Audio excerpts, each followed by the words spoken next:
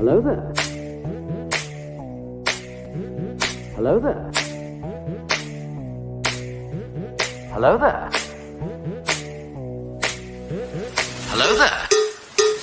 Hello there. Hello there. Another happy landing. What's up, everybody? I'm Big Lovin. This is Don DellaSnooch. And over here we got it, Dragon Buddy. Oh, Welcome to the Escape Pod, a place where friends gather to talk about all things geek. This is episode 98, closing the Book of Fett with special guests. Clankety clank, homies. kickity clank. Clankety clank. So you can find us as you always can on all your social media platforms, Instagram, Twitter, Facebook, the like. Check out the Red 5 Network for all kinds of great shows like ours. All kinds.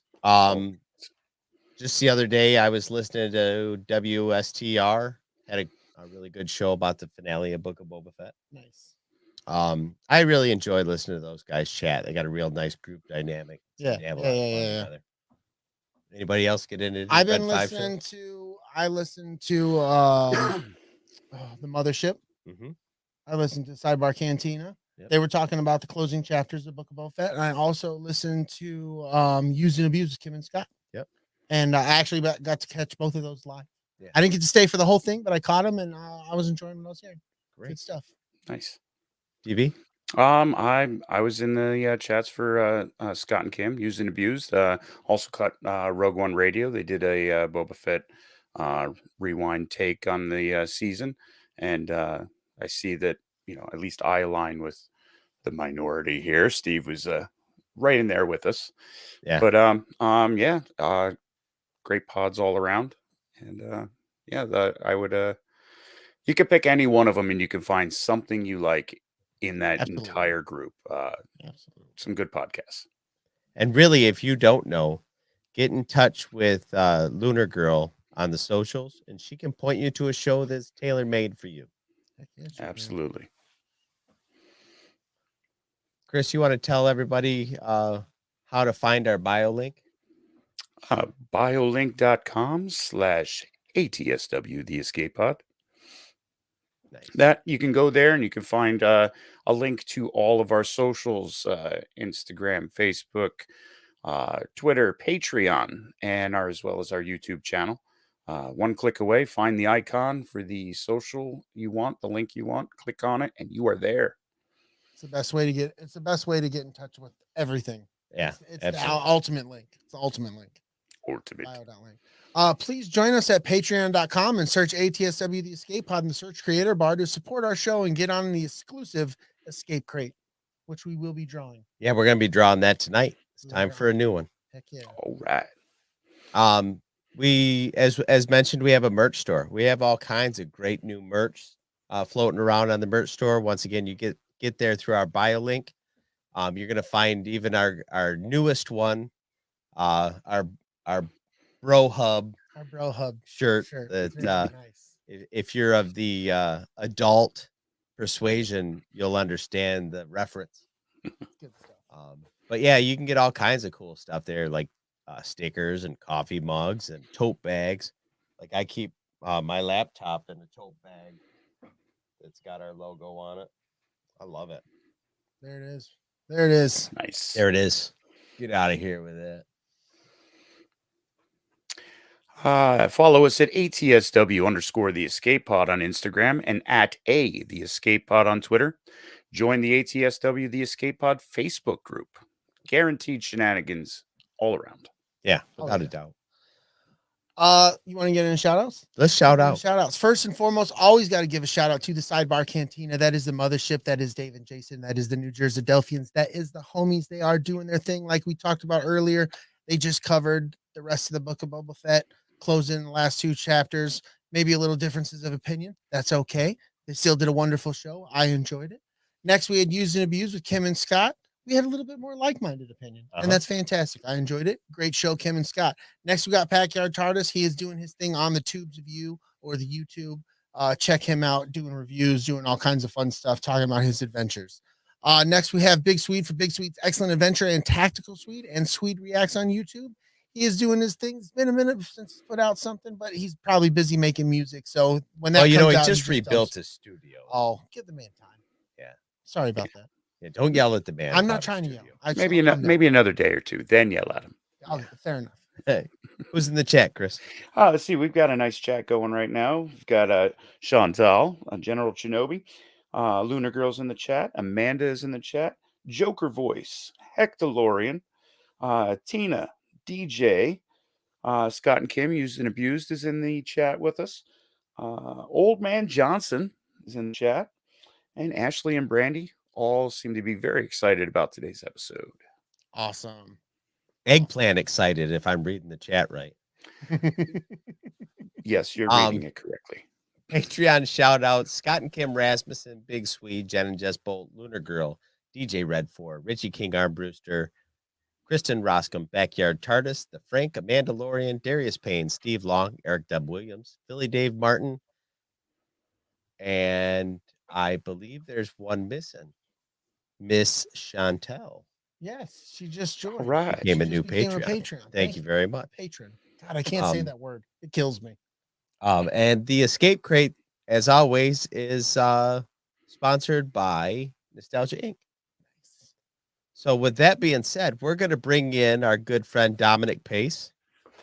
You may know him as Gecko from the Mandalorian series. Usually see him standing next to Grief Karga looking like a badass. Well, that's what badass is too. Absolutely. All right. You ready? Let's do it. Hey, Dominic, how you doing? How are you, gentlemen? Thanks for having me. Hello to all your listeners. Happy to be here. Great. What have you been up to, my friend? Well, I'm sure many have heard by now, this has been quite a unique campaign that has sort of revolved, the backdrop being Star Wars, a secondary performer in season 1 of The Mandalorian. Obviously, the pandemic hit. Needed to figure out a way to obviously not only support the family, but at the same time, show my love of Star Wars, show my enthusiasm and passion for wanting to be a part of this series for a very, very long time. So a very, very unique campaign has sort of come to a close in that Lucasfilm has gifted me with my first appearance in a licensed merchandise piece. I can't tell you how grateful I am. I truly believe in my heart of hearts. It has come directly from John and Dave. We put in a lot of work. We traveled over 50,000 miles all throughout the United States, visiting over 60 different comic book stores, raising over $30,000 for small comic book stores, as well as over $30,000 through conjunction with the small business owners, with the 501st, with the Red 5 Network. We've had a lot of people in Chicago that have been rooting for us. And really, I think it's a very unique story in that it genuinely came out of nothing. I think Star Wars is unique in that regard because, as we know, there are no small parts, but really such a unique situation and a poem in many ways to my sons, who are both 16 and 13, just to teach them the importance of getting it done yourself, creating an opportunity even when an opportunity doesn't present itself, and really believing in this bounty hunter, that he can do some very special things in the future with the series. But first and foremost, just extremely grateful to Lucasfilm for allowing me to run this campaign. As you know, Disney and Lucasfilm can be very strict, and they have been very supportive all along the way in terms of being ambitious and enthusiastic with the fan base and also my character. I can't tell you how grateful I am, and what a dream come true. We had the announcement on social media last Friday. I already have 170 pre-orders. This is in conjunction with Daniel Logan and Bounty Boxes. So a dream come true. We're going to do a little round trip. I know you guys are drinking. We're going to have a little tiki party in Michigan, Chicago, Baltimore, Boston, New York, New Jersey. We've got Florida on tap. We've got Texas and also certain parts of Southern California, along with Seattle, just to say a thank you to everyone. You guys saw somebody trying. This character was not official, but people saw somebody who was trying to make an effort to create something. And I can't tell you how important that lesson is for me to teach my sons, and what a beautiful way to have Star Wars as the backdrop for that beautiful message, in my opinion. Yeah, absolutely. Absolutely. Congratulations Hey. once again, man. That's really fantastic. I thought I had a picture here of the Tiki Cup, but I don't seem to have it. We will have that linked on our Facebook Yeah, and we'll- our Instagram for those who do want to see that. And on this podcast episode, it'll be in the show notes. Yes. Yeah, you can go to gekkotiki.com, GEKKOTIKI, reserve your mug, and there will be a special Bounty Boxes sticker on behalf of Daniel Logan and appreciate everyone's support. This is for my son, for his college fund. And again, I just think it's a beautiful, hopefully a beautiful addition to anyone's collection in terms of the uniqueness, in terms of how it came about. So really grateful for the opportunity. And I can't say enough for Disney, their PR department, and also the entire fan base who have been genuinely so supportive throughout the United States. Yeah, I will say, watching you and following you on the socials, seeing your trip around the country, promoting your character, was actually really cool to see. Brought together all kinds of people, and you really put the work in and to get around and to really, touch a lot of people while you're out there. As far as this is what hard work and what you put out there will come back to you. All right, here we go, real quick. Sorry to interrupt. That's what it looks like. Flanking Greece eternally there. And Carl Weathers, how important that means so much to me, being an Italian American, growing up on Rocky. There was a close relationship between, especially, your boys from Philadelphia. They know Italians, they came from nothing as well. And the close relationship with the African American community in terms of having to struggle, having to fight, not making any excuses. Again, even with no name, being our own bounty hunters in our own right and trying to find a way to survive and doing it through mental toughness, not pointing the blame and trying to find out who we can help along the way, as well as achieving our own dreams. Yeah, definitely. Absolutely. Cool. Absolutely. So let's talk a little bit about Scarifcon, because like last year, along with the year before, you were kind of the focal point of the show. Yeah. People came from all around to see you, and I'm assuming they're going to do so again this year. Well, anytime you have Bill Murray as sort of a backdrop, which from what I understand, it's called Murray's Caddyshack. His son, I believe, is the chef. So the food is just going to be absolutely on point. We have a tequila company, Nacimiento, just an amazing gentleman over there, Hector Alano, I believe his name is, along with Rogaza, who obviously is part of the Red 5 network, Scarifcon there, and he's got the Scuttlebutt radio show. It's funny because obviously you've got Gina and you've got Pedro and you've got Carl. And as I was touring with my sons, it really was an insane amount of people who came out to some of these events, specifically Alley Cat Comics in Chicago.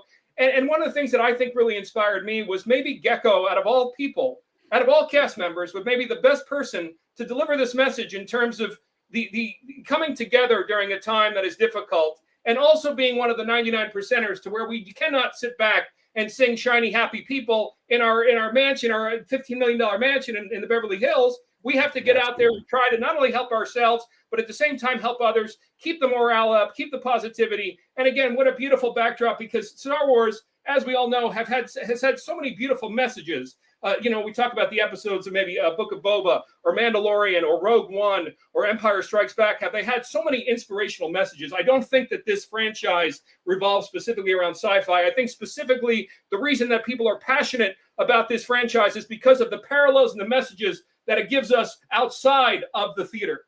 And for me, I thought that Gecko was a symbol of that. And I think that bounty hunters are a symbol of that, of trying to find your way, no matter what ethnicity you are, no matter what culture you are. So it was so beautiful to see so many people out of Chicago. It's a working class town, to come out and support, to see somebody trying, as opposed to making excuses as to how I've been at this business for 25 years, and I can easily say, hey, it's tough for Italian Americans. It's tough to get ahead. I only got this one opportunity. I got 5 seconds of screen time. There's a beautiful movie there with Leonardo DiCaprio where he plays Jordan Belfort in Wolf of Wall Street. And he says at the end, his final line was, "Sell me this pen."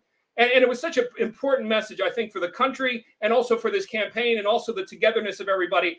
And most people that are going to come into that room are going to say, well, I don't know what to do. It's just a little pen. But then you have people saying, hey, let me tell you about this pen. Let me tell you the importance of this pen and why this pen is significant. And to me, I think that's what Gecko symbolizes. And I think it's very parallel to a lot of the American people in regards to, again, you may not have much. You may have a $150,000 house, but at the same time, you're trying, you're working hard, and you're creating your own creativity in order to not only get by, but also at the same time to help others and to work hard. I think people really gravitated towards that.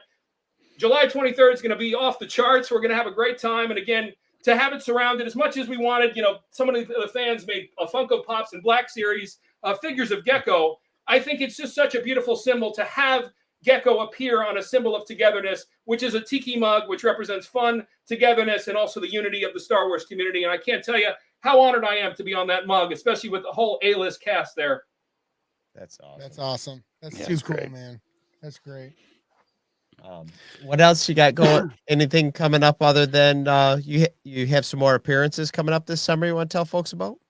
Absolutely. Yeah. We're going to be in Oklahoma City on April 8th. We've got we're going to swing by Fan Expo there on June 17th in Dallas, Texas. I'm filming a movie in June in Miami. So, and I'm also, I got invited, as long as Major League Baseball goes on, to represent Star Wars Night, Lucasfilm, Major League Baseball, Canada. I'm going to be representing our truckers that night. I'm sure I might be getting booed, but I'll be singing the national anthem, and also for the Canadians, and also for the United States. Really honored about that. That's going to be May 14th in Tampa. And this little gecko tour of just thank you in the East Coast is going to be in New York on about July 17th. We've got Baltimore on about July 19th. We've got Chicago. It's going to be July 23rd. Grand Rapids, Michigan, July 24th. As far as television, as far as acting, a really cool, fun appearance called How We Rolled, starring Chi McBride. I play Swade Wade. It's going to be the pilot episode coming out March 31st, so you do not want to miss that. Awesome. I also did the bodyguard of Fred Armisen, who's one of the funniest SNL cast members of all time. It's a new show coming to Hulu. It's a Latino, sort of East LA-based show. It's an up-and-coming comedian. He's absolutely amazing. And I play the bodyguard in one episode to Fred Armisen. You do not want to miss this. It's called This Fool for Hulu, and you have to watch it. Not for me, but just for the series and for the concept of the show. I think it's absolutely hilarious. A couple other projects coming on, but really looking forward to starring in this film, Deceived, in June. And again, just wrapping this up with Daniel Logan. We'll probably go live in about a month or so once I have the product in hand. And I just can't thank everybody for their support. This is genuinely for my son. He's been a straight A student. He's had to muscle through, like so many of the high school kids during this time with the pandemic. Being a stay-at-home kid, when I was 16 years old, we had girlfriends, we had sports, we had social hour. They had to suck this all up. He's just been a straight A student through all this drama. So I'm trying the best I can to get his college fund going. We obviously have a nice little nest egg saved up already, but the tiki is really predominantly for him. So I appreciate everyone's support on that. And I can't tell you how grateful I am for Daniel Logan supporting. If I can tell you guys a quick story, I've been in this business for about 25 years, and I could probably count on one hand how many top 1%ers, how many of the A-listers, how many of the celebrities can come down and give you a shot and give you a chance in terms of say, hey, I've got a role for you. Every credit you see on IMDb, more or less, I've had to beat out about 30 guys for every television audition. Daniel Logan went out of his way. He saw somebody trying. He saw somebody working hard. He already had his name. And even when I tried to push the envelope with a fan-made comic, he went out of his way to get me on his show and to show the fan base. I can't tell you how grateful I am for this man, because again, you don't even have to be in the Hollywood industry to know how people, it's just so hard to sort of get ahead, because a lot of people at the top are sort of power hungry. They're insecure. And Daniel really went out of his way to support me. And I can't tell you how grateful I am for that young man. He's absolutely amazing. That's fantastic. That's awesome. That's great. So I'm going to throw that picture of that tiki cup back up, and want all of our listeners to grab a pen. And Dominic, why don't you give us that website one more time? Thanks so much. Yeah, it's gekkotiki.com, GEKKOTIKI. I will have a limited amount on the tour. In a perfect world, I would love to sell out before I leave for the tour, just so we can sit back and throw back the Gecko's Blue Milk cocktails. But I will have a select amount. But obviously, as you know, they're huge. They're I want to say 24-ounce tall mugs, about 10.5 inches tall. It just would make it a lot easier for me to be able to ship out to everyone. That way, everyone has their mug already. But I'll be making a few signing appearances in Southern California with them. We've got a big one in Las Vegas. I may cosplay Gecko. There's a really cool bar called the Millennium Fandom. It's an all Star Wars themed bar. That's going to be April 30th for any of your Las Vegas. That's in Vegas? In Vegas. It's called the Millennium Fandom. We have Scum and Villainy out here. We're in talks for an appearance. And then also the Virtual Cantina has a Bunta Eve. I'm going to be with a couple other Star Wars performers. That's going to be the night before Star Wars Celebration. But ultimately, we're hoping to sell out, or at least get close to selling out before then there. So appreciate everyone's support. Again, it's for my son. And like I said, I hope it'll be an amazing addition. You know, as you know, with Mandalorian, with the sequel trilogy, this is my own personal opinion. they started, I think, getting conservative with a lot of the side characters. So when Mandalorian came out, when you're looking at Walmart, you're seeing Baby Yoda, Baby Grogu, you're seeing Mandalorian, you're seeing Gina, you're seeing Carl, but you're really not seeing the extended characters like we had when we were kids. Right. So the fact that now this, for the first time in Mandalorian history, you have a rare character on a product. I hope that the product's going to go skyrocket in years, just like the 1985 series where you have that rarity, or just like a comic book where you have that rarity or that first appearance of a very rare bounty hunter there. So I think hopefully, even if it's not just for me, hopefully it'll be a great little addition for people to hold on to just for their Star Wars collection. Absolutely. Yeah, you do bring up a great point where with the new shows that are out, that not many characters outside of the core are out there. So it's cool to see you get your own license product with your character on it. It's there's sort of a double-edged sword, or I'm sorry, there's pros and cons to the fact that I kind of came in at Star Wars at a bad time, just because, again, back in the day, I mean, even if you were a table in the corner of a cantina, chances are Kenner was going to produce that thing. Right. But yeah, after a sequel trilogy, again, I mean, numbers don't lie. If a lot of the characters end up in the bargain bin, they're not going to take a risk. And they didn't, obviously, at that time, they've got to come out with that merchandise a long time before, or the merchandise planning. So that's why it was so hard to sort of pitch Lucasfilm on this, even though they know the history of Blue Snaggletooth, they know the history of Yak Face and Amon, which is what I was trying to tell them a million times over. I know they're coming out with the Navarro Cantina playset. How awesome would it be to have that one additional rare Cantina character in there? Absolutely. But again, it was a tough timing due to the sequel trilogy. And no offense to the sequel trilogy, it's just numbers don't lie. And if they're not getting those numbers on the secondary characters, also everybody, even my kids, once Angry Birds came out and Fruit Ninja, a lot of kids are taking their pirate ships and throwing them in the garbage. It's not like when we were kids with our He-Man castles and with our G.I. Joes, etc. So it's a very different time. But I hopefully got them on. I got on their radar, and hopefully this will be a little gateway to getting that Funko Pop and getting when they're in their 5-year anniversary, those extended characters that were really special for all 3 seasons of The Mandalorian. Cool. Yeah, definitely cool. Yep. So since, well, in honor of you doing your first interview of this new tour, we have come up with a series of questions that we're going to start asking, people we interview, special folks like you. So are you ready to let our audience know who you really are? I hope so. This will be painless, I promise. I've never made TMZs, but this will be painless, I promise. Go right ahead. Okay, so first question. Yeah. How do you like to order your pizza? It sucks. I just hit the damn age where I got to watch Sodium. I got to do old people stuff now. But I'll tell you, before that, you can't beat meat lovers. Meat lovers, and you throw a little crushed chili on it there, little red pepper flakes, and that's my go-to. Nice. Okay. Of all your collectibles or family heirlooms, what is your favorite possession? I think, if I can, just sort of incorporate all of it, all the original 90-something figures. I just finished Power of the Force figure, the set. So I'm having, as we speak, a custom frame being made where I ended up getting a really cool backdrop. So I would just say all the original figures from 77 to 85. I have each one. I just now have to go back and get some of the accessories. That's awesome. Nice. That's awesome. Who's your favorite superhero? I think we just keep it safe. I just always love the dark and brooding of Batman, going back to Keaton, who I was just with about a month ago. And, Keaton and Nicholson, it's hard to beat that for me. So I would say Batman. Well, Batman is the correct answer. So, correct. If you could meet a celebrity, who would it be? You probably meet more than we do, but yeah.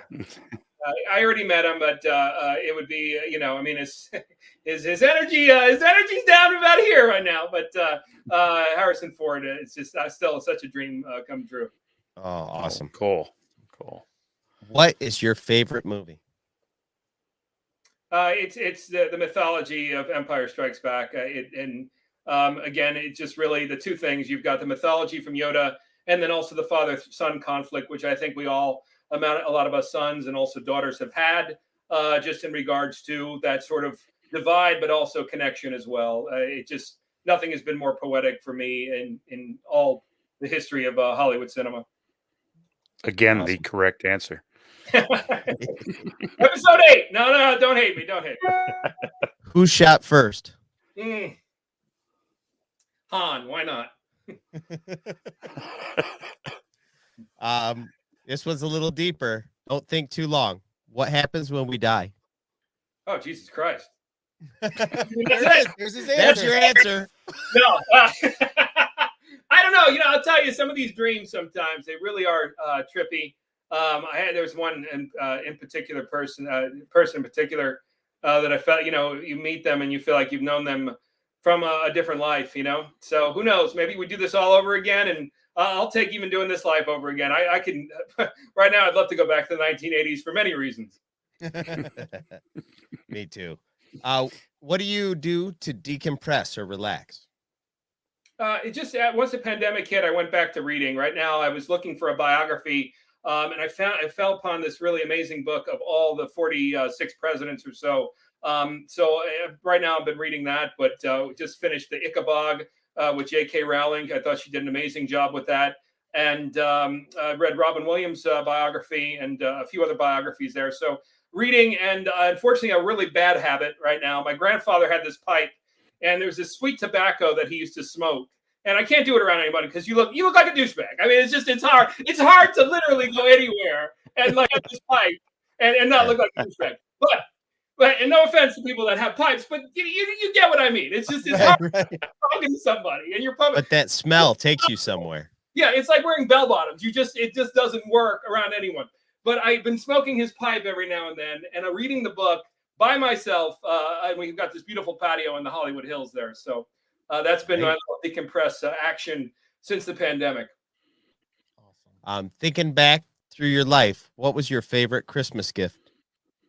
In 1984, JLN was the wrestling ring set, and I remember getting the wrestling cassette of all these cheesy songs with Captain Lou Albano, the Iron Sheik, and Hulk Hogan's entry music. And me and my two cousins, we would do the whole freaking walk up with the bouncy figures. The LJN Big John Studd was my hero. But it was 1984, right after 83. 83 was a close second. But it was about that era. They even had the cartoon. It was like Hulk Hogan's Rock and Wrestling on Saturday mornings. That whole little energy there with WrestleMania, I bit into it so beautifully during that 8 and 9-year-old age. It was amazing. Okay. Yeah. I remember that set. Cool. All right. Last question. You ready? Yes. In 5 words, describe the rest of your life. Oh, Jesus, was it like a haiku? Let's start with 5 words. I don't know. It's funny. I met somebody about 7 years ago, and even there's 2 experiences. I don't want to make this too deep, but I was in Sicily about 3 to 4 years ago, and I had a friend about 7 years ago, and for the first time ever, and I reference Italy because their economy's in the toilet, but the one thing that I will hand my people is that it was a gentleman. He was 33 years old. He's sitting out in his chair out in this short little porch. They got these 3-story, the biggest property you can imagine out there. And he just genuinely was like probably 3 o'clock at a midday, but just a look on his face, he was just genuinely enjoying life. So the one thing that we do, as far as, especially as actors, is we're chasing. Even as Americans, we're constantly chasing. You see on Instagram, I mean, TikTok is embarrassing the shit. I'm not even on it, and it's embarrassing the hell out of me in terms of people looking for clout with all these freaking whatever the hell they're doing, right? But honestly, when you get back down to it, instead of looking for clout, looking for attention, to genuinely enjoy life, that you don't need anything more than just the appreciation of the true friends that you have, the career that you have. It's okay. It doesn't matter what position you have, but just genuinely enjoying the ride. So, whatever, put it in the 5 words of just genuinely enjoying the ride and not looking for clout, not looking for any type of validation, but just genuinely enjoying the ride. If you get a chance to get to Europe or to be around those people, I tell my boys, especially when they're dating, to be around girls like that. If they're looking for constant attention, they're going to be miserable, or they're not going to be as happy as someone who's completely content with not even being on social media, looking for any type of clout or validation. So really being around people who have that type of personality, and also trying to be that myself. Okay, we're going to use the French version of that, and we're going to separate in enjoying. So it is enjoying is 2 words. And that's 5 words. You did it. You got it. But it's saying in French, I forget what that exactly means, but joie de vivre, I believe. Yeah. Well, that's all we got. Do you got anything you want to add before we let you go? That's it. I hope to see everyone around the country. Predominantly, it's really going to be just to have a great time, just to shake everyone's hand and say thank you. Again, this character was absolutely nothing at all. And not only with my motivation, but also the support of the Star Wars community. And you know how, they say I don't believe in the whole toxic definition. I believe they're passionate. But the fact that 99% of the fan base got behind me, when you know how divisive they can be, says a lot about the Star Wars community. I literally want to go up to as many people as I can, just shake their hand and say thank you for this opportunity, because you got me through the pandemic. And I hope the Gecko will forever be a symbol of that strength and that unity together of being a nobody, the unknown soldier, and hopefully to represent so many different fans and so many different workers across the country of all different races and genders who have nothing but create an opportunity when nothing presents itself. Great. You're getting a lot of love in our chat, man. Great. Thank you. Thank you so much. Absolutely. All right. Well, listen, guys, have a great night. Love you guys. And I'll see you in Chicago, and I'll see you in Grand Rapids, July 23rd at Murray's Caddyshack. And then July 24th, we'll be up at Tardy's Collector's Corner. And then I think they're creating a little party room for me somewhere in Grand Rapids, Michigan, July 24th. Excellent. All right, buddy. Can't wait to see you. Great. Have a good one. Thanks for coming on. All right. Bye. We'll see you. That was fun. That was awesome. That was good stuff. I loved his answers. What a great guy. Caught him off guard with a couple. Yeah. I gotta get a drink while you introduce people. Yeah. Well, waiting in the wings to get on with the rest of the show. We're going to start talking about the last 4 episodes of the Book of Boba Fett. I'm going to bring Ashely from A Star Wars Journey with Ashely and Brandi. How you doing, Ashely? I'm doing great. How are you guys? Good. Hey, Ashely. Got to listen to the whole interview. You were sitting back there. I'm so happy. That was a fantastic interview. He gives great interview.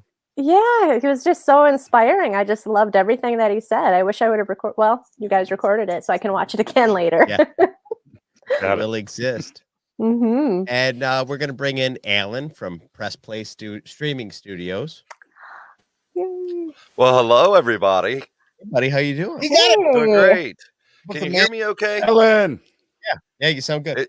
Good. It's my first night Yes, with sir. my new Rode Pod mic, so I'm very excited. Thank you. I gotta ask you right off. We're not in trouble with the missus. are we? Oh, Absolutely not. No. Thank you. We are not we're not streaming tomorrow night because we have family coming in from out of town, and Chantel has family coming in from out of town. So she's like, we'll switch our date night around a little bit, and you go have fun. Awesome. Can you tell her that Big Lovin said nice. thank you? All right. I will. Absolutely. Brady has been wanting to get on a stream with you for so long. It's ridiculous. Yeah, I really have, dude, because I miss it every time this guy gets to do it, and I'm like, well, damn it. No, if you would come out on some other than Wednesday, then you're more than welcome to come on. It's an invitation. Uh-oh. Hey, Alan, we're having a little trouble hearing you there. You got something going on with your signal? On my perfectly clear broadcasting. Perfectly clear on my side. All right. Is everybody else okay? Think so. Yeah, let us know I'm coming. I think I'm good. Yeah, Alan, why don't you pop out and come back in? We'll see if that fixes it. You gotta love. To be honest, this internet. is currently problems I'm having with Brandi right now. Yeah, is she still struggling to? Oh, Yeah, internet and bad cell service problems. So might have to do a little hiatus on our own pod It's that Alabama Yeah, infrastructure. exactly. If only they'd pass an infrastructure deal. I'm stupid. Yeah. Yeah. I know smart. I know you know smart. Ah, The joke is that they did pass an infrastructure deal. They just haven't allocated the money yet. So it's just sitting there. right. Oh, okay. Exactly. All Yeah. the trucks are just sitting on the side of the road ready to build. No, not that kind of infrastructure. Oh, Right. damn it. No. Well, as soon They're as going to Alan build better bridges, but the bridge is out to get to the first bridge they're building. Ah, Yeah, exactly. I hope they're successful. it was that one bridge in Pennsylvania. Mm. Mm-hmm. Did I you think see we've got that? 30 that could use work. Mm. There's that Believe big it. bridge over by it wasn't by Dragon Buddy, but it was like by Pittsburgh, right? It was near Pittsburgh, yeah. Yeah. 'Cause I have a It friend just- that lives in Pittsburgh. So The whole bridge just yeah. people were on it. And shit. it was slated to be fixed like within hours or something like that. They were going to start working on it, and it just went. Yeah. Yeah. Oh my crazy. gosh. The crazy thing was, I mean, this is not a political conversation, so don't read it that way. Yep. But Joe Biden was there to give a speech about infrastructure Yeah. that day. How ironic. Right. The timing, I The swear. bridge crashes. Am I still breaking up, or am I good with you guys? You sound perfect now. Oh, Sound much good. better. Okay. I'm not sure what happened there, but that's the second. Dragon Buddy was having trouble earlier too, so maybe the internet's just got the ghosts in it. You were on your interview. You were kind of breaking up just a hair, like you had a little bit of a lag, but not much. And it was only in a couple of times. So that may be what it is. If it happens again, we'll wait it out. Shake it out. So let's get into the back half of Book of Boba Fett. Okay. Are you ready? Are they ready? I'm ready. I'm So the way I got this set up, Let's do it. me, Brady, and Dragon Buddy will, as usual, kind of read through the episode. And as something strikes you that you wish to talk about, let's do it. Yes. Excellent. If I can, real quick, before we jump in full hearted, I have to say, I am so glad to see this young lady back. We have missed you, Aw. Ashely. We really Yeah. Thank have. you. Absolutely. I just wanted to let you know that Absolutely. you were definitely missed, and we were thinking about you. Thank you so much, Alan. That means a lot. Really. It's true. It's I true. wondered if anyone missed us. Oh, We all absolutely. did. I kept asking Don about you. we I'm like, did. where When are they coming back? where are they? What do you know something? Because I don't follow in the Twitter like he does, and I'm like, so like, do you know something I don't know? Like, are they okay? Yeah. Are they- I Right. need to No, send we were help. alive. It's just Yep. like, well, Brandi got sick, and then the holidays, and then we had technical problems, and now we're back to technical problems. So might have to take a little break until we figure something out. Need to, So like, send her a dedicated satellite dish or something. if I could, yeah, I No would. doubt. No doubt. Poor I will Brady. tell you that I had a lot of the same issues when I first started. And if you can find a way to hardwire in, do not go by Wi-Fi. Yeah, yeah. my husband made that suggestion, and I was like trying to explain it to her on the phone, and she's like, "I don't know how to do that." I'm just like, "Darn." Only there's someone tech savvy down there to help her, Running a Cat 5 cable to your laptop or whatever is Yes. the first thing you want to fix about your podcast. Absolutely. Okay. Absolutely. All Oh, right. and while I'm thinking about it, one last thing before you jump into it. Clankety clank. Clickety Clankety clank. clank. Clankety clank. I I'm a wasn't here loser. I for got it, so I water, wanted to say it. No, that's fine. Well, Whatever. no, Hey. I was like, I wasn't gonna drink with Dominic being on the Hey, show, whatever you and then he had a drink, and I was like, "Damn it, the fridge is over there. I can't get up during the interview." And he was probably like, you know what? The guys drank last time. We're gonna drink this time. Yeah, and probably. I didn't. I was trying to be respectful and manners. For a Yeah, change. you want to have fun. Yeah, for a change. I tell you, if anybody gets a chance to have Dominic on their show, though, he's such an easy interview. Oh yeah. Oh. He does all the heavy lifting. You just have to talk right. to him and then Mhm. He does some all the people, work. some people Excellent. interviews are like like trying to fucking pull their teeth out. Yeah, he's like, no, Wow. this And is he's what like, it I have is." things to say. He did. I loved every bit of it. It was great. Yeah. Unfortunately, Oh, yeah. work ran a lot later than it was supposed to, so I didn't get to see all of it. I only got to see the end, but I'll definitely do the rewatch tomorrow as I normally do for your Definitely. show. So It'll be out on the internet. Oh yeah, it's on the web. Cool. Yeah. It's on the interwebs. On the I'm internet. going to stop interrupting you now. So Oh. fire away, gentlemen. He doesn't know how we operate. Yeah, I don't think he does too. He knows that we live in the land of derailment. Yeah, that's Yes, Herman your Holmes. rails are just like ours on press Yeah, play. they're made right? out of It's- jello. well, ours are paint. Ours are paint on loose dirt. And it's okay because we came prepared. Yeah. Mhm. Oh, he's got a Nice. Snickers. Oh, Nice. that's awesome. I Dragon Buddy, you're the one fucking breaking up. Oh, well, maybe this will help. Snickers. I'll get my shit together. There you go. I want Nice. that on a Buckethead T-shirt so bad. Brady's supposed to be turning it into a t-shirt. That's awesome. Have you seen our new one? Yes. Yes. The Escape Pod Pornhub logo? Yes, it's awesome. As soon as that came out, I was like, oh, I He better buy shared one of that those with us, before and I we couldn't get. stop laughing. Yeah.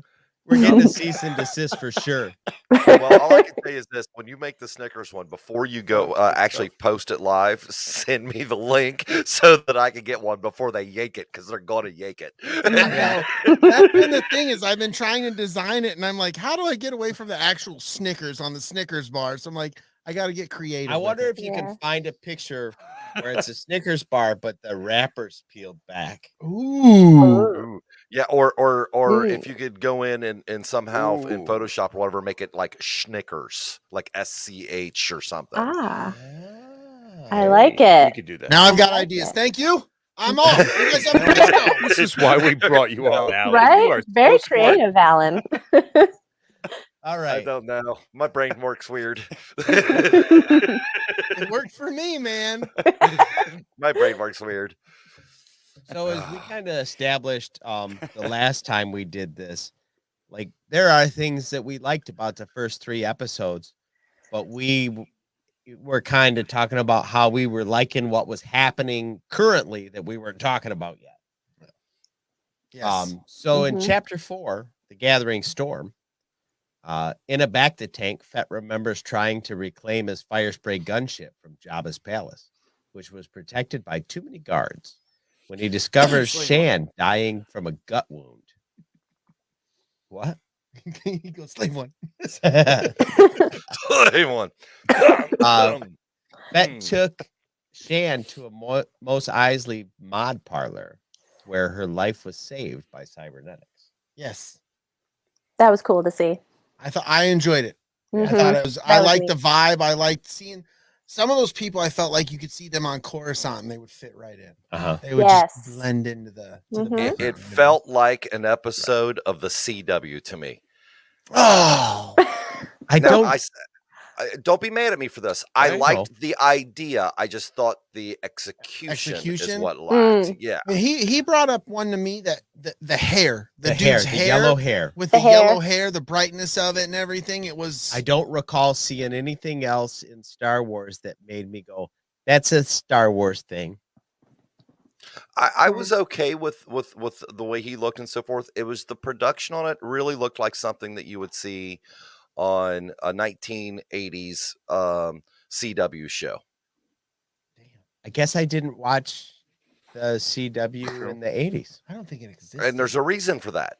I don't think it existed. This guy's fucking with you. You know what I'm saying?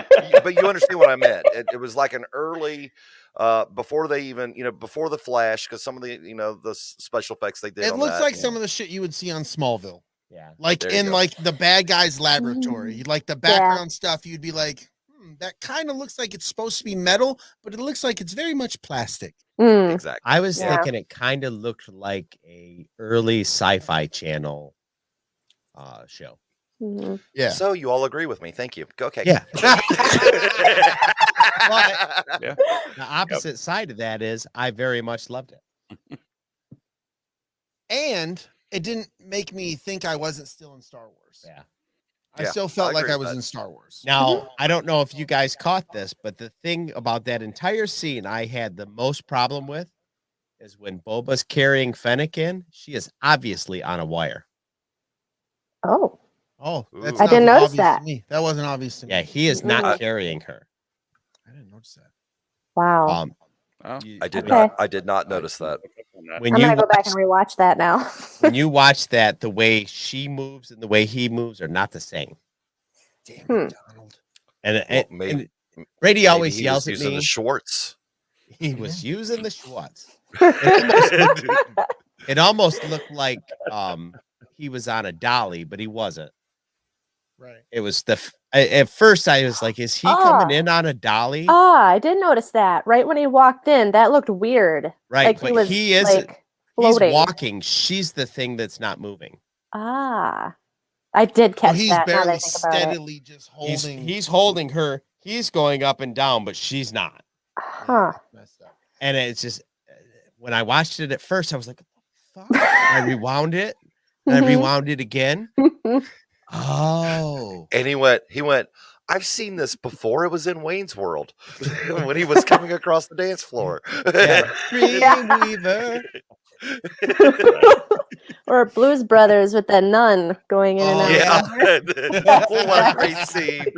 scene. Right. Oh, we I better love not go off Blues on that Brothers. tangent. We'll be there for hours. Right, I know. We should stop ourselves Hottie, now. hottie, hottie. All right. Wait a minute. Enough. Oh. You want to keep us moving? Oh, yes. In return, Fett requested Shan's help to break into the palace, now ruled by Bib Fortuna. After fighting the guards and retrieving Fett's ship, Shan decided to stay with Fett. You can look at me like that again while I read? Yeah. Does it make you uncomfortable? Yeah, it does. How about this? Now you're making everybody uncomfortable. I'm entertained. No, don't say that. Don't give Sorry. me. Don't I'm give sorry, me- Brady. You look like a snake. Continue. I'm a snake. I am a slithery snake. A sneaky. They killed my the God. biker.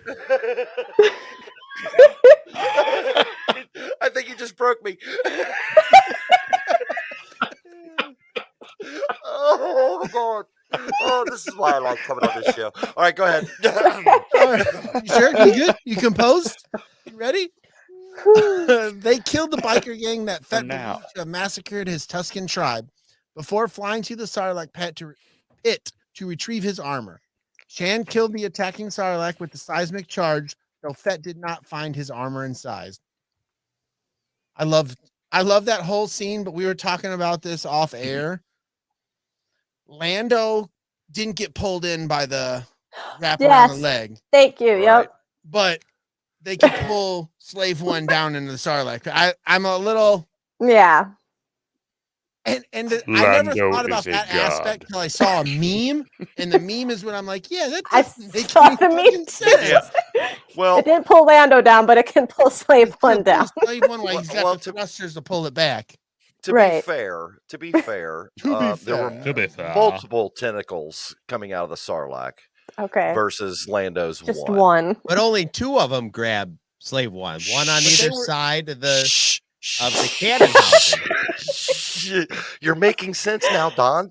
Alan, you're springing a leak. I think you're leaking, buddy. He's running out of air. It's Oh. just the Make it? We don't smoothness of know. a nice Colt 45. I really dig Boba gunning down these speed bikers. Oh yeah, Best No, scene up to that point. He He just straight murks the massacred shit out of them. he didn't even get. And then, all right, because we're talking about the whole series, so we all know we find out what's happened. Yeah. Like he unjustly killed them. Like they didn't do anything. They were out for a leisurely show. Well, he They didn't were- know that they at were the dicks, time. man. So I mean, they were a little rude in the restaurant in the establishment. they probably would have caused more They beat trouble up in the that poor future. So moisture he, farmer. Ashley Exactly. Right? defending him. She's like, no. Well, I did earlier too. They had probably done enough things to warrant the death Yeah. penalty on multiple systems. Oh, we don't know that. Couple of them There look was the cute one riding guy- together. There was the one guy, it was his first day. He's like 17. He had He a fight finally with his got dad. patched in. He got his patch on his leathers. Yeah. And he was like, I'll go for a ride. Last fucking Lost ride he ever Chris. took. last ride, bitch. It's awful. And the way some of them get murked, they were just stuck out there on the sand. No, they're dead, dude. I don't Nobody think they survived. all died. One guy survived so he could tell about this horrific massacre by Boba Fett. I think a couple of them got thrown off their bikes and had like broken limbs, and they're just out there. Probably. I agree with I'm you. a snake. Big Love, and I agree with you. I think that Boba let one of them live just to carry his legacy on. Exactly. Yep. Yeah, like Andrew says, he'd already seen them robbing a homestead, so it's not like he thinks that they're innocents. Oh, I know that. What the hell is happening with Dragon Buddy? I don't know. He just disappeared. He's been super stable for like a month. He had trouble Aw. when we were getting together There earlier. he is. I think he's back DB? now. DB, are you having weather? No. No weather. I don't have an explanation other than, damn it. Tell Lunar to get off the internet. Yeah. Quit streaming me over there. No streaming. Turn off the Xbox, everybody. Sit what in I the want you to doorway do. and watch. You take a Cat 5 cable, Right. put it in your mouth, and the other end in your ass, and you blow it both directions, and it'll clear the line. But be careful, you might But pop a blood vessel. that's a You have new to one. be careful which way you suck and which way you blow when you do that. I went backward. Yeah, I've got a computer I've done this networking before, but degree. I'm not That sure which sounded end I like- use. Oh God, I figured it out. It tastes so bad. The other way around. Ashley, you didn't know what you were in for tonight, did you? I did not know. But it's all right. Welcome to the family. Yes. We got another dose of the seismic charge. Which was gratifying. That was as all get cool. out. Oh, it's amazing. I love Every time. that. Every time. Don't Yep. push my It sounds good, feels good. Mm-hmm. It's the best. Um, It even looks satisfying. Like you watch it good. and you're like, "You're gonna bring me joy and happiness, aren't you?" Yes, you are. Thank you. that and we got that awesome blaster cannon sound from the From- Slave One. Slave one. Yeah, Oh, it I sounds love so that. good. I It love does. that sound. Mm-hmm. It's so It unique. was good. Me too. You're up, Chris. Good stuff. All right. In the present, Fett emerges from the back to tank fully healed. He witnesses Chrysanthemum fighting Trandoshans in the sanctuary and hires them on the spot. At a bank, he urges most of his other crime bosses to unite against the syndicate, but they refuse. He basically asks them, I don't need you to do anything. Just stay neutral to the entire thing. Don't pick a side. We're good. With the Rancor's presence, Fett convinces them to remain neutral while he fights the Syndicate alone. Shan suggests that they hire reinforcements for the imminent war, which, if you're going to make a point, set up your meeting table over top of a Rancor pit. Yes. Yes, Mhm. I duly noted. Yes, I agree. Yeah. I didn't even realize that that's where it was until it happened, and then I was Same. like, "That was genius." It was. I Probably loved just it. hiding him, like sneaking him food the whole time. Mm-hmm. Just sitting under there, I kept waiting for the most picture like a to little pan over. chimpanzee. I wanted the camera to pan over and see Cousin Eddie going, "Oh, he's probably just yakking up a bone, Clark." Oh, he got it up. I can log off right now. You made me extremely happy. That was Oh my great. gosh. That was good. I do love the part in the sanctuary where Chrysanthemum is just sitting there looking at the Trandoshans like, you sons of bitches. I'm Yeah. about had it Getting with like your sloppy Yeah. drunk. You know what? And he just he kicks some ass, and you got Garza Whip come over and go, listen, you're a champion, you're good enough, you're smart enough, don't rip his arm off. Everybody I'll likes you. wipe your tab. And Chrysanthemum Doesn't. goes, how much do I it's worth an arm. And pays for it after he rips that dude's arm right off. That was great. Like, I It don't was want your awesome. charity. I want his arm. Right. Yeah. Because you're good enough, And that was you're just a smart perfect- enough, and daggone it, people like you. Yeah. He might need his right arm. How's he going to wipe? Well, he I can- wish he would have picked it up and hit him with it. That would have absolutely made my day. That would have been cool. What'd you do today? I And then beat a threw a tip motherfucker on with the a table. motherfucker. I ripped his arm off and I smacked him with it. Oh, would have That been was great. though. Yeah, that I will say Tina brings up in there the look on the Trandoshan's face where he's like, yeah, listen to her. Mhm. Yeah. After that moment, Right before. nah. when that Trandoshan smacks him stuff. with a bottle, And like that that's gonna boils do back anything. to yeah, and that goes back to the Trandoshans and the Wookiees in Legends and whatnot. The Trandoshans used to hunt Wookiees. And if you notice when the Trandoshans go to give tribute to Boba Fett, they hand them a Wookiee pelt. And that Yes. was his tribute. Yeah. Yeah. They also used to enslave the Wookiees, and that was a big problem that they had. Is the Wookiees hated them because the Trandoshans enslaved them. They hunted them and enslaved them. I didn't know that. Alan, I'm going to have to that- stop you right there. They fire sprayed them. Mm. Wow. I stand corrected. I just want to keep this, on track. They fire sprayed the Wookiees. They didn't enslave them. Yeah, we don't enslave anymore. I'm sorry. The- To all those out there who may be watching right now, just know that I did not mean to insult anyone or cause anyone any harm or distress at any given time. I was just using words that I was taught when I was young and stupid. You killed me. I didn't do the show. I don't want to do the show. This part of it, I'm out of here. This is Mouse the is day the that we queen. lost our YouTube connection. Oh, no. They pulled the channel all because Alan's dumb and stupid. The Mouse Overlord has decreed we don't talk about slavery in Star Wars anymore You're Because done. why?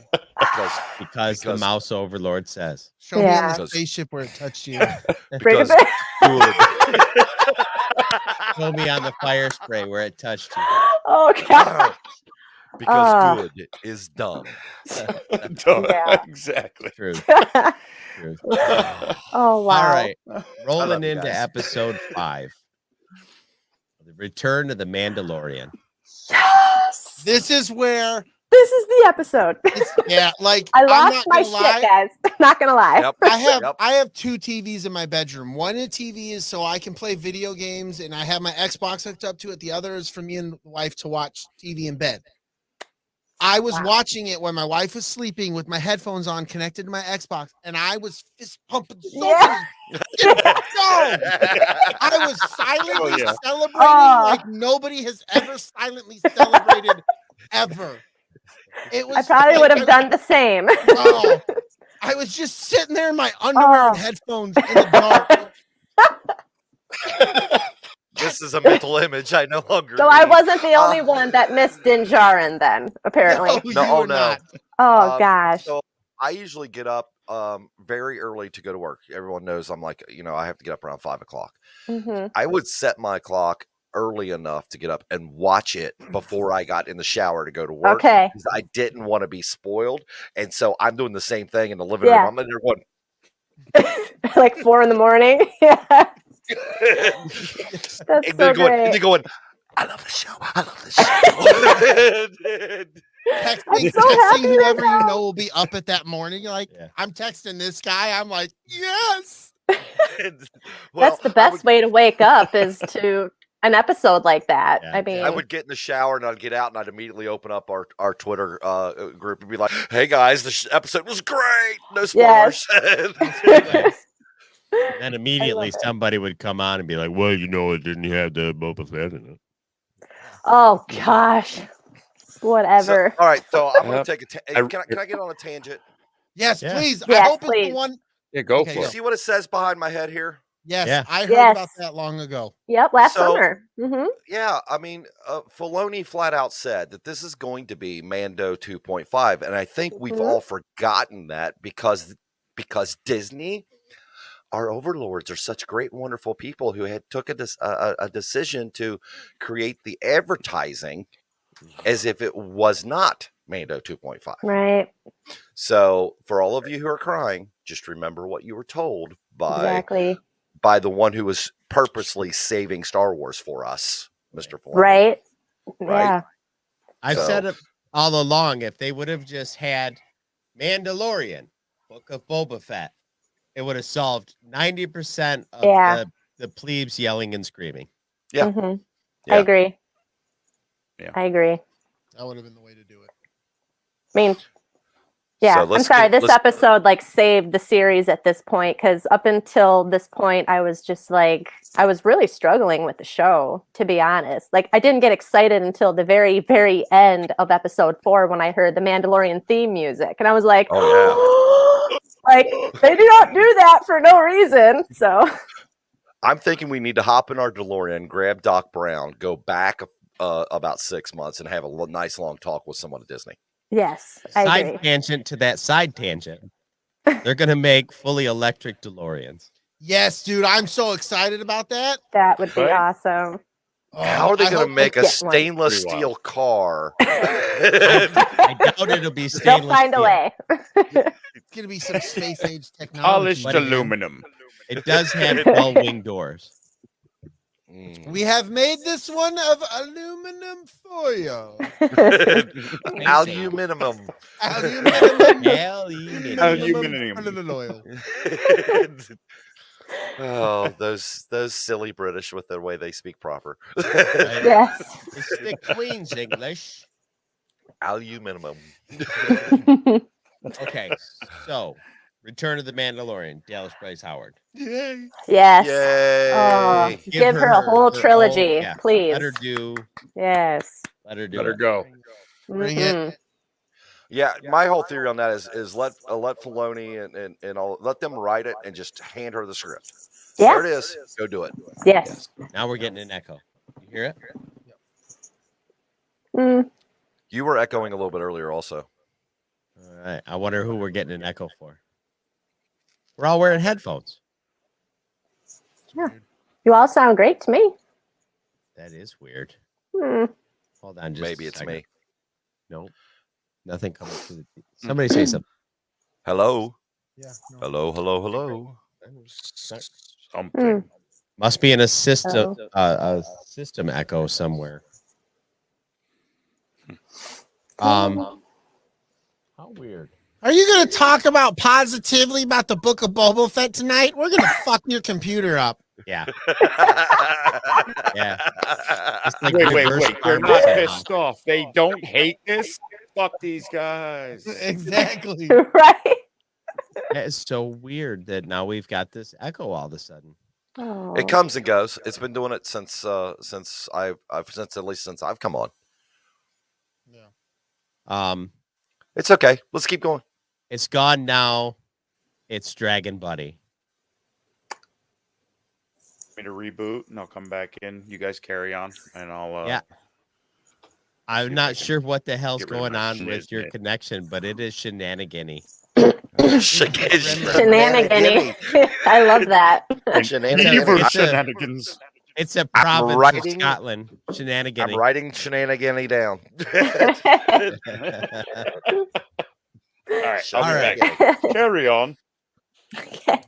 Part 1 of chapter 5 or of nope, this is I'm What? saying all the wrong Wow, words. what? That's not even on the screen, man. I'm having echo brain. I don't hear the echo of part 1, and you're like part 1, chap. I'm currently stuck in echo base. Jesus, man. Get it together. All right. After Din Djarin tracks and kills a bounty, he delivers the bounty head for directions to a Mandalorian hideout. There he finds the armorer, Paz Vizsla, and others. The only two Others- survivors. That's it. Only survivors. Just the armor and Paz Vizsla. Yeah, of that's the it. tribe of the Mandalorian warriors. What were they? The dark? No, Children of the Watch. Children of the Watch. The Children of the Watch. Yeah. Yeah, the Watch. The armor inspects the dark saber that he won from Moff Gideon. Mhm. So, how many of you believe that the armor is actually more Death Watch than from the the Watch they're calling it now? It sounds like the children of the Watch are like the sect that came off Death Watch, probably. Mhm. I think that she's and this is just me, and I'm just throwing my own theories out here because whatever. I think that she's actually a Mandalorian. I agree. Oh, Wow. I agree with you. Did you I- notice with the The horns? on the horns head. on her Yep. helmet. Yep. Yeah. I think I'm she's with a you, Alan. descendant. I think she's a descendant of the Mandalorian, and they were the before that, of course, being Death Watch, the ones that they were being warned about because they mentioned being off-world on the moon, which is where Death Watch Yes. was. So, Mhm. yeah, I think that they're a descendant of that sect. I hadn't That's just heard me. I that agree. theory, and I think it's pretty awesome. Solid. That's a good one. That would be, yeah, I agree with that. Yeah, I have a feeling that we're going to find out that they're not the good Mandalorians that we think they are as time goes on. Well, the They've thing always that I kind of really, given me that vibe. Sorry to interrupt you, Ashely. oh no, it's okay. Yeah, you really get a sense of that when you listen to her talk and just talk about, the legends and the history and everything. And then when Paz asked if Din had killed Moff Gideon and that he should have, the armor agreed. And you can just see there's already that divide happening. Like Yeah, he's not completely aligning with them. I love how that was done.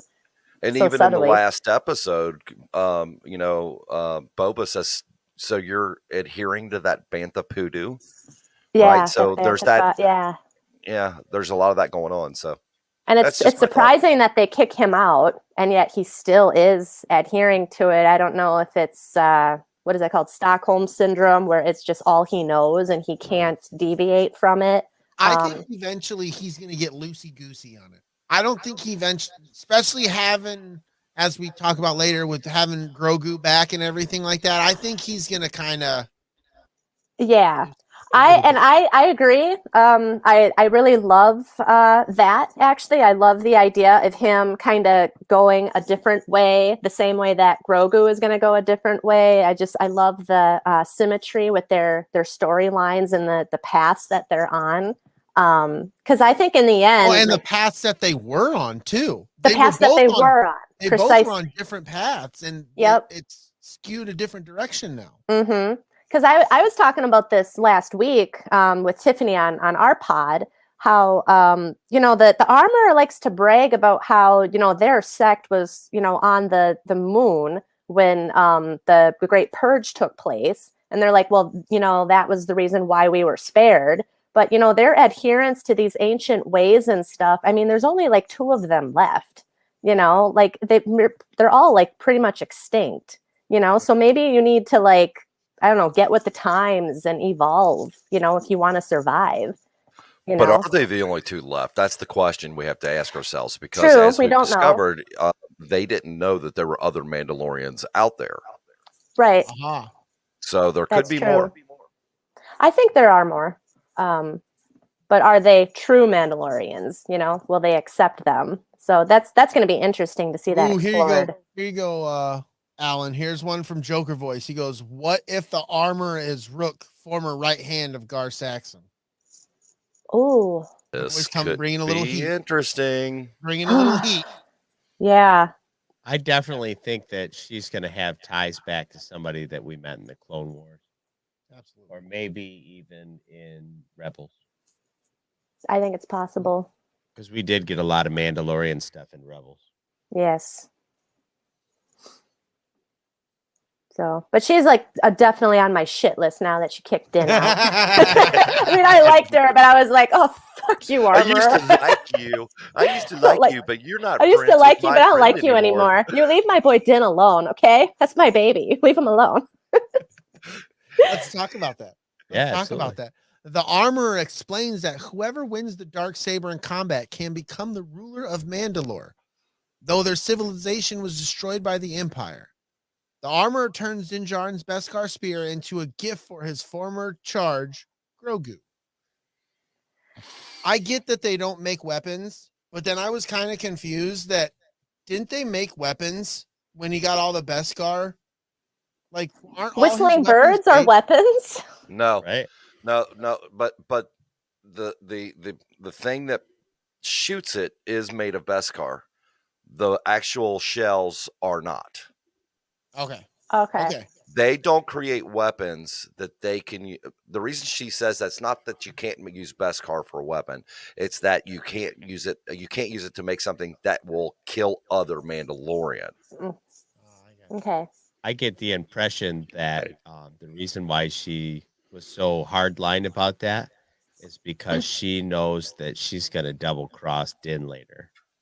Well, also you notice that when they were fighting, when they were training with the Darksaber, she was using her hammers and She mallets, had and those were also made of Beskar. Beskar. Ah, yeah. Yeah, didn't I even put noticed that too. together. Beskar. I didn't even put that together. Mm-hmm.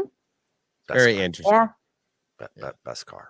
But there was a part of me where I was like, I didn't want the spear to get, because like it looked cool as shit on his back and like Yeah. it the weapon he It had. And I was did. like, that looks Donatello sweet. And I Din. was like, wait, we're gonna burn it. And they're like, oh, we're making something for Grogu. Burn the whole fucking thing down. I don't care.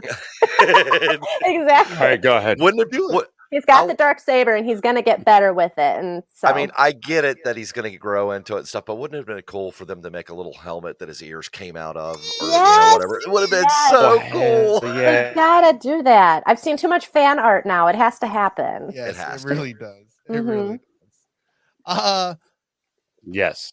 Vizsla, a descendant Do of the it. Darksaber's creator, Tar Vizsla, challenges Din Djarin to a duel for the saber. Din Djarin defeats Vizsla, but reveals that he previously broke their tribe's code by removing his helmet. That scene was so well done. Yes. I loved how they both took their jetpacks off, and I mean, and they showed respect to each other. I thought it was good. I thought it was really good. And I love how huge Paz Vizsla is, and even he had a really hard time holding the saber. It's like he could barely lift the thing up. So I found that kind of funny, actually. Big guy like that, but Have you guys talked about that? Why do you think that the saber feels like it's getting heavier on him? Do you guys know? Do you guys have any ideas? Well, yeah, I was reading a lot about it, and where it's not just your basic like kyber lightsaber. Yeah. that it goes with this weapon is made to rule all of Mandalore, and that you have to have the I would get the how do I put it, the tenets of that ruling of Mandalore flowing through you. And when he offered it to Bo-Katan, just take it, the saber realized that he is not following that same creed. He's not serious about ruling with that saber, and the saber realizes it. The Clone Wars goes through when they're using the saber. She's I forget what her name is. Was it Sabine? It escapes me at the moment, but she's going through Sabine? where it notices your feelings. Yes, when Sabine's using it, and she's being taught where she's saying like it knows your feelings, it knows your Yeah. intentions, and that not having that drive behind you, the saber is Yeah. going to fight you the whole way. And when Din off up to Bo-Katan, she's that's supposed to be fine. He's like, take the damn thing, that saber realized that you don't want to wield this. You're not serious about wielding this. So until you are, or you're not going to be able to wield this. And the saber is alive. It has almost its own sentience. Okay. That makes a lot of sense. And maybe to pick up on after that, it's clearly obvious that his mind is so preoccupied with Grogu at the moment. She called him out and said, "You're distracted." And if you think about it, I mean, it's one of the things I love about Din. Like, he is just such a simple person. All he cares about is Grogu. He has a one-track mind. And Grogu's out of his life now, and he doesn't know what to do with himself. So it makes perfect sense why he would be struggling. So I love everything that you said, though, Dragon Buddy. I think it makes perfect sense. Joker voice brings up a true fact we know about kyber crystals. Mhm. They're all sentient. They Mhm. pick their owners. That's true. I Yes. forgot about that. They choose you. Yes. And Wow. in this case, They reach out to them. There's been times where. No, go ahead. I think Dragon Buddy was still talking. Yeah, there was Yeah. times where the one where there was times where Jedi, were looking for the kyber crystal and picked their kyber crystal, and the kyber crystal broke because that was not for them. Oh. The Okay. crystal chooses like the that. Jedi. The crystal That's chooses cool. the I like that. wielder, not the other. Basically, this kyber crystal is Mjolnir.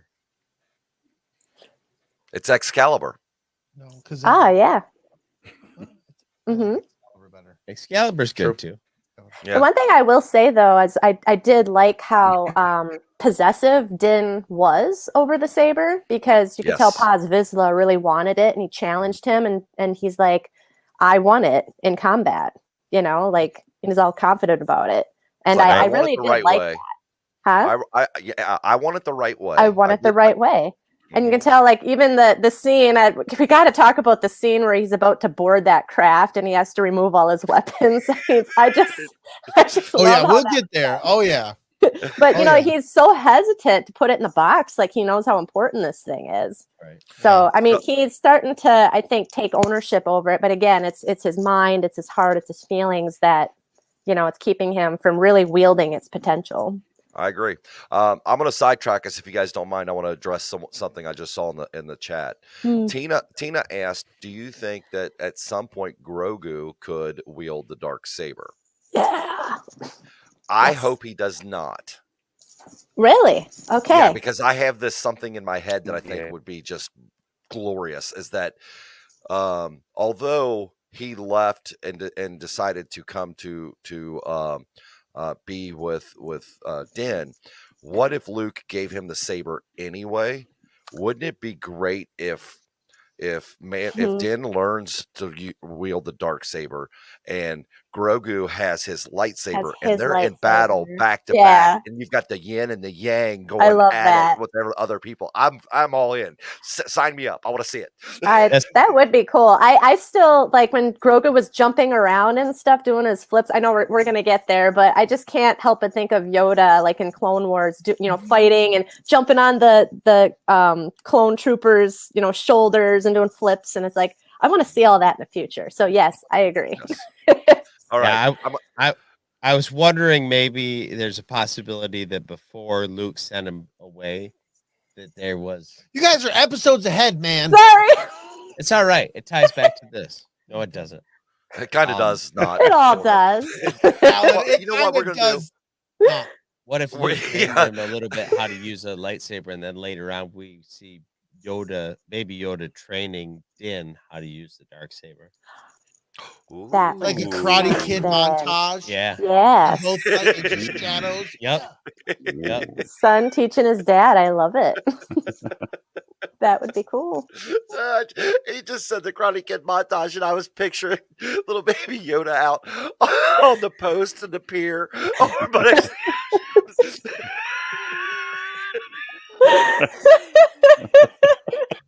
oh, that's twice. I think that's twice you broke me tonight. Baby Yoda pulls out that little drum.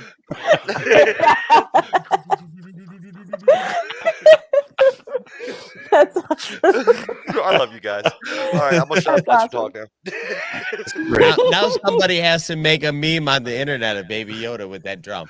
Yes. Oh. It will be done. Chris, you want to continue You will on? do it. Whew. I can continue on. So, rejected by the tribe, Din takes a commercial transport to meet Pelimato on Tatooine, who has an old N1 starfighter to replace his previous ship, the Razor Crest. I'm going to pause there just for a second, just Please do. because him showing up, like Beverly Hills Ninja and Chris Farley having to remove all the weapons that he has stashed everywhere on his body was so great. It Like was. all the little birds out of Everything. it, just having to remove everything to put it in the box, I and then loved like it. the dark saber too. Like you're not gonna fucking. I lose know my luggage everything or that's in anything there. like this. What's funny about that for me is Yeah. I used That in my part old was so life, great. I used to travel the country doing education for Bridgestone and Firestone. So we had, I had like computers and laptops and projectors and speakers and blah, blah, blah, blah, that all had to be cased up and sent. And I literally would hold that ticket and go, I know everything that's in there. Yes. So when he said No, that, I they just started captured laughing. that I was like, perfect. been there, done that. Yep. Right. Oh, it was awesome. No, that was just a great part. The fact that It was. he has that, that moment. Together they fix and modify. Jarin takes it using the crackheads of the Star Wars universe to find all the parts that they need. The little Jawas can go out running and whatever you're looking Crackheads for. of the universe. Yes. And they're They furry. are. They're very furry. furry. Very Those furry. But they're Go stealing steal me a catalytic car converter and stereo. everything for you. I need a stereo out of an 84 Datsun. They show up with the catalytic converter off of an old Ford. Oh yeah. To me, him going What do you mean? from the Razor Crest to this was like going from a minivan to a 1969 Dodge Charger. Yes. And Yes. he's like, yeah, I want all the Right. muscle. Give it Right. all to me. Mhm. Is that a dinner plate? No, Yep, that's a every bit of it. hubcap from a Ford Galaxy. Oh my god, that's This awesome. is the first episode I didn't mind Pelly Motto's character. Mm, I think Yeah, she she grew. I love Pelly Motto. I like her. I call her Aunt Pelly because that's Grogu's aunt. Sure. Yeah. You know Aunt who she Kelly. reminded me of, and it cracked me up because it took me. It was one of those things where I kept scratching my head, going, "Who is it?" She reminded me of Rhea Perlman. From Yes, Cheers. yeah. I've been Yes. saying that the whole Yes. time. Someone I Yes. think did a meme online. I saw that and I go, Totally. that's her. Yeah. It's so Just keep true. waiting for her to walk Right. into the bar and start Yes. yelling at people. Yep. No, she was probably designed that way. So, Fucking Ted dancing. Are we while keeping drunk. you up, What are Big so Lovin'? mad about? Yeah, no, I do that. You don't watch the show enough. I yawn. I'm a yawner. Whatever. okay. I have two feelings, and you hurt them both. Well, I only have one, and I don't care. Before I think too far from where I'm thinking right now, Oh my god, that's a mouthful. we have to go to that fucking bar that Dominic was talking about. Oh yeah, we do. I was gonna look that up. Keep talking. First, I was I a saw dick, the and then he wheels agreed. You turning in seen your that head, happen in Don, real when he time. mentioned that. No, that you didn't see me reach for the phone. I reached for the phone immediately. Oh, when he said it? When he said it, I was like, "Oh shit, I should look that up." You guys had that look. You guys turned to each other, and I'm like, they're planning it right now. Right Right now, live on air. It happened. Yeah, because we're going to Vegas in 2 weeks. Wow. I'm So, sorry. I mean, Right. sign me That up. sounds fun. It's going to It's be gonna be too fun. fun. There's like Nice. 5 of us friends and a couple of wives, and So, It'll be a good time. we're going to drink all the drinks. Ah, fuck, I gotta watch it again because I forgot what it was called. It was the Millennium something. Anyway, sorry to jump in there on your upon his return, Phoenix. It's okay. It's okay. You can go ahead and step right on it. That was a meaningful step. Upon his return, Fennec Shand arrives and asks Jarin to assist Boba Fett in the upcoming war. He agrees, but only after he visits a friend. I gotta interrupt too. I meant to talk about this when we were talking about his new ship. I like his new ship, but I still think it's too small. Yes. I would like to see eventually he has like the ghost head in Rebels where that ship attaches to his bigger ship. Yeah. Oh, I that'd heard be a somebody great else idea. bring that up the other That would day. be sweet. that would be cool. Like his That ship would be very docked cool. on That that would be ship awesome. so they can Yeah. go off on little missions and Yeah, shit. like Yep. maybe he gets something like even bigger than the Razor Crest, and this becomes like a planetary lander. Yes, That would be I so like cool. it.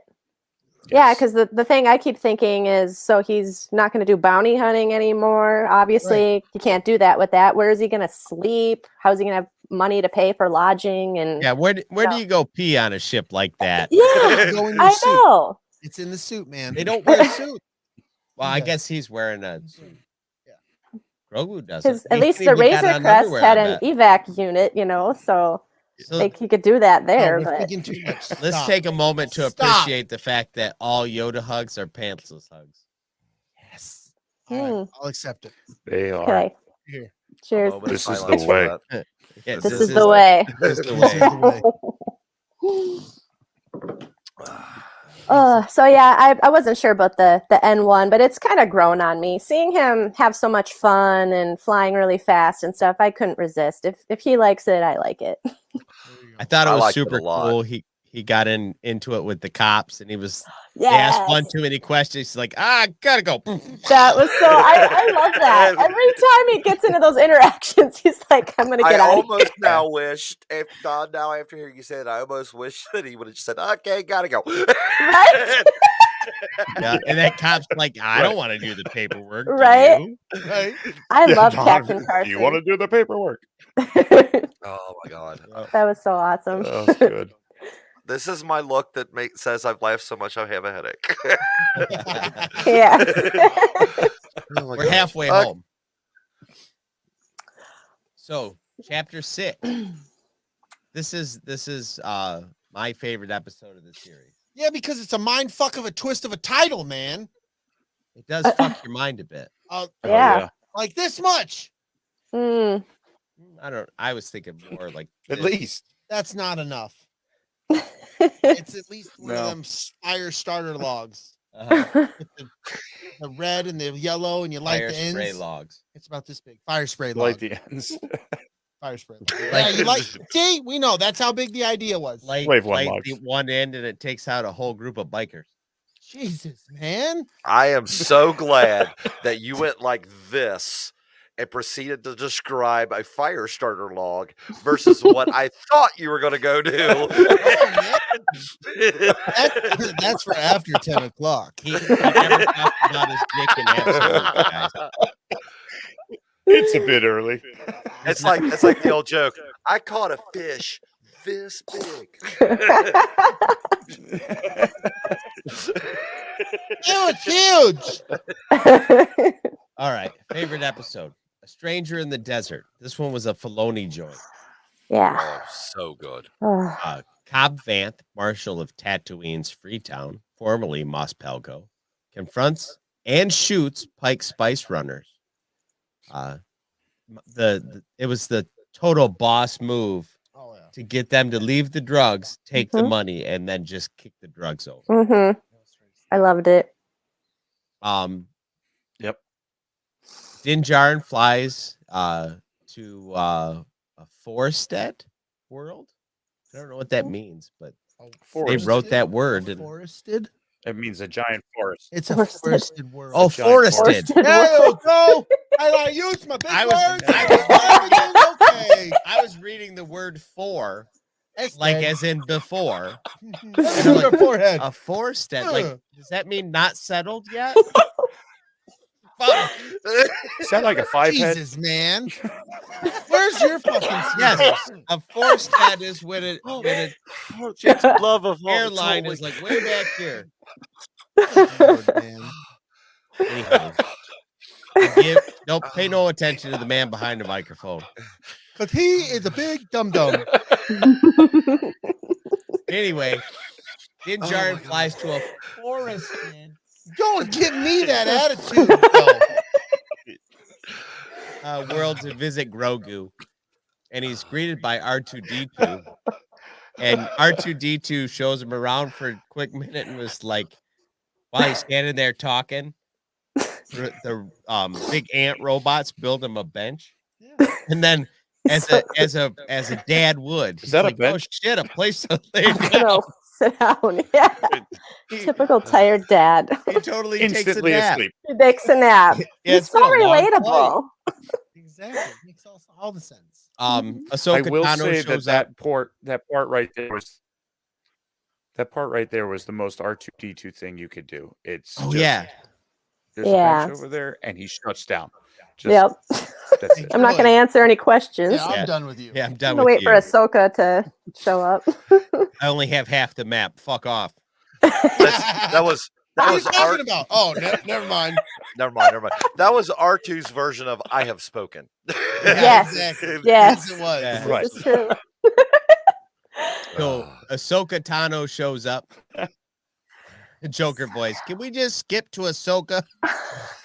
I want to take a moment to tell you how much I love Rosario Dawson as Ahsoka. She's so perfect. Oh my gosh! I think you were right. You were right at the beginning of that statement. I love Rosario Dawson. I don't think I've seen her do anything that I just don't melt. Mm-hmm. Right. And Clerks 2, melt. Mhm. And she was the night Daredevil? nurse in Daredevil. Daredevil. Fucking melt every time she's on screen. Wasn't she in Kids? She was in She Kids. was in Kids, yeah. Yep.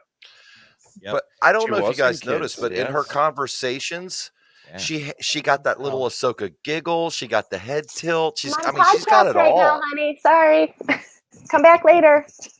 My son. Or you come and have some intelligent conversation about Star Wars. Mommy's busy right now. Mommy's busy. Bring her some whiskey and shut up. Yes. Hey, Make you know what's yourself going on? useful. On the other side of the door, he's going like this. He's going, Mom's having way too much fun in there. Yeah. I hear her laughing, and I want to Why laugh. does she laugh? Exactly. Mom's gonna need Have an it. old fashioned and for you to go find something to do. Yes. Precisely. Okay, so Tano convinces Din Djarin that his presence will hinder Grogu. So Noah, seriously, go away. I'm sorry, guys. you're fine. So he returns to Tatooine asking Tano It's to all good. deliver the gift of Beskar chainmail tunic. I thought it was a tank top. Tank top. It was gets a hot half in shirt. Tatooine. It was a half shirt. It just came up right here. Yeah. All I know is this: I grew up in an era where it wasn't really all that far off to see a guy in a fit. Mm. Oh, he's stroking out. Oh no. He's just getting to the good part. Yeah, he's wearing nipple clamps. Either that or he's really showing his age of the 1800s. He's like, Yeah. I grew up when they had chainmail back in the day. Nothing like a broadsword on a Tuesday. Hello, young man. Would you like to joust? When you said that, it made me think of was it a Right Said Fred video for I'm Too Sexy? Isn't he wearing a chainmail half shirt? Yeah. It totally is. He's walking down the fucking. I'm a model. You know what I mean? Alan, I don't know if you can hear us, but you are completely frozen, buddy. Yeah. And I'm going to hop out here and bring in the laptop because I seem to be lagging, even according to the chat as well. So Okay, I'll be so back maybe in a minute.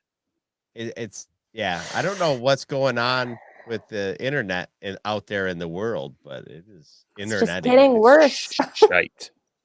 So far, shite. Ashely is the strongest streamer.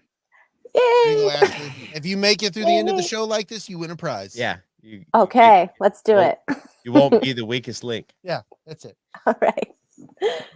I don't know. Oh. There's lots of weird weather happening, and who knows what it's doing to like central hubs and stuff. Yeah, that's true.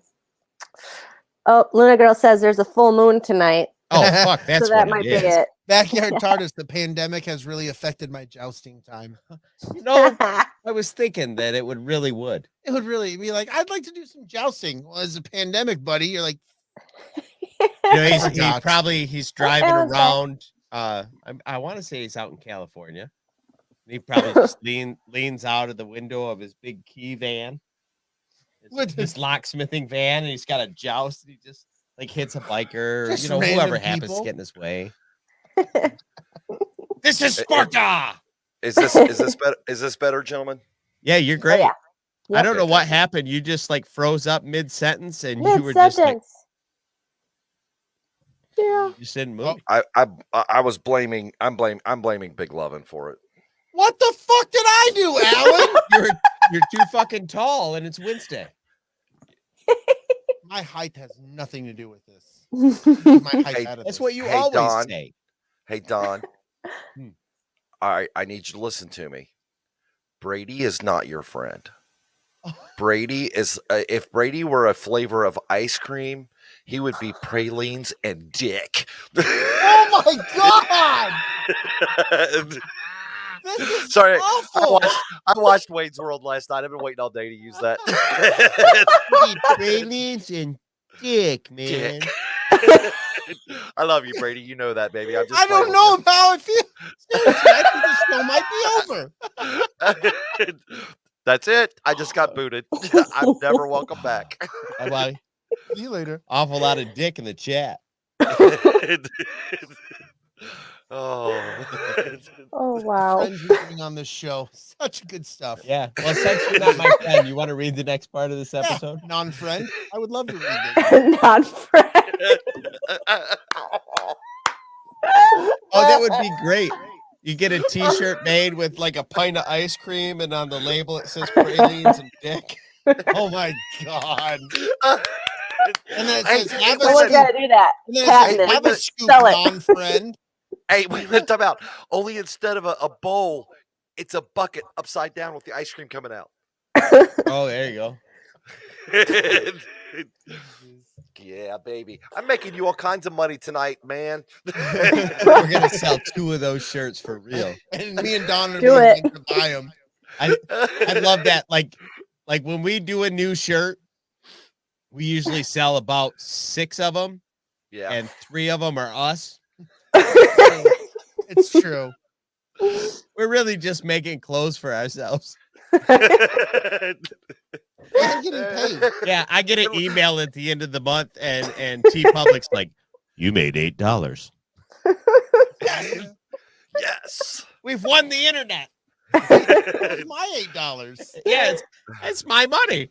Yeah, I was about to say you're getting part of your money back. Just give me a discount. It's true. Oh my god.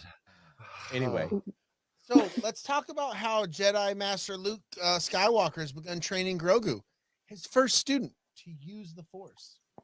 Skywalker helps the youngling remember his home, the Jedi Temple on Coruscant, where he saw many Jedi killed during Order 66. is Speak. Grogu really his first student? Because we were told in the comics. sequel trilogy Yeah. Oh yeah. that Kylo was his first student.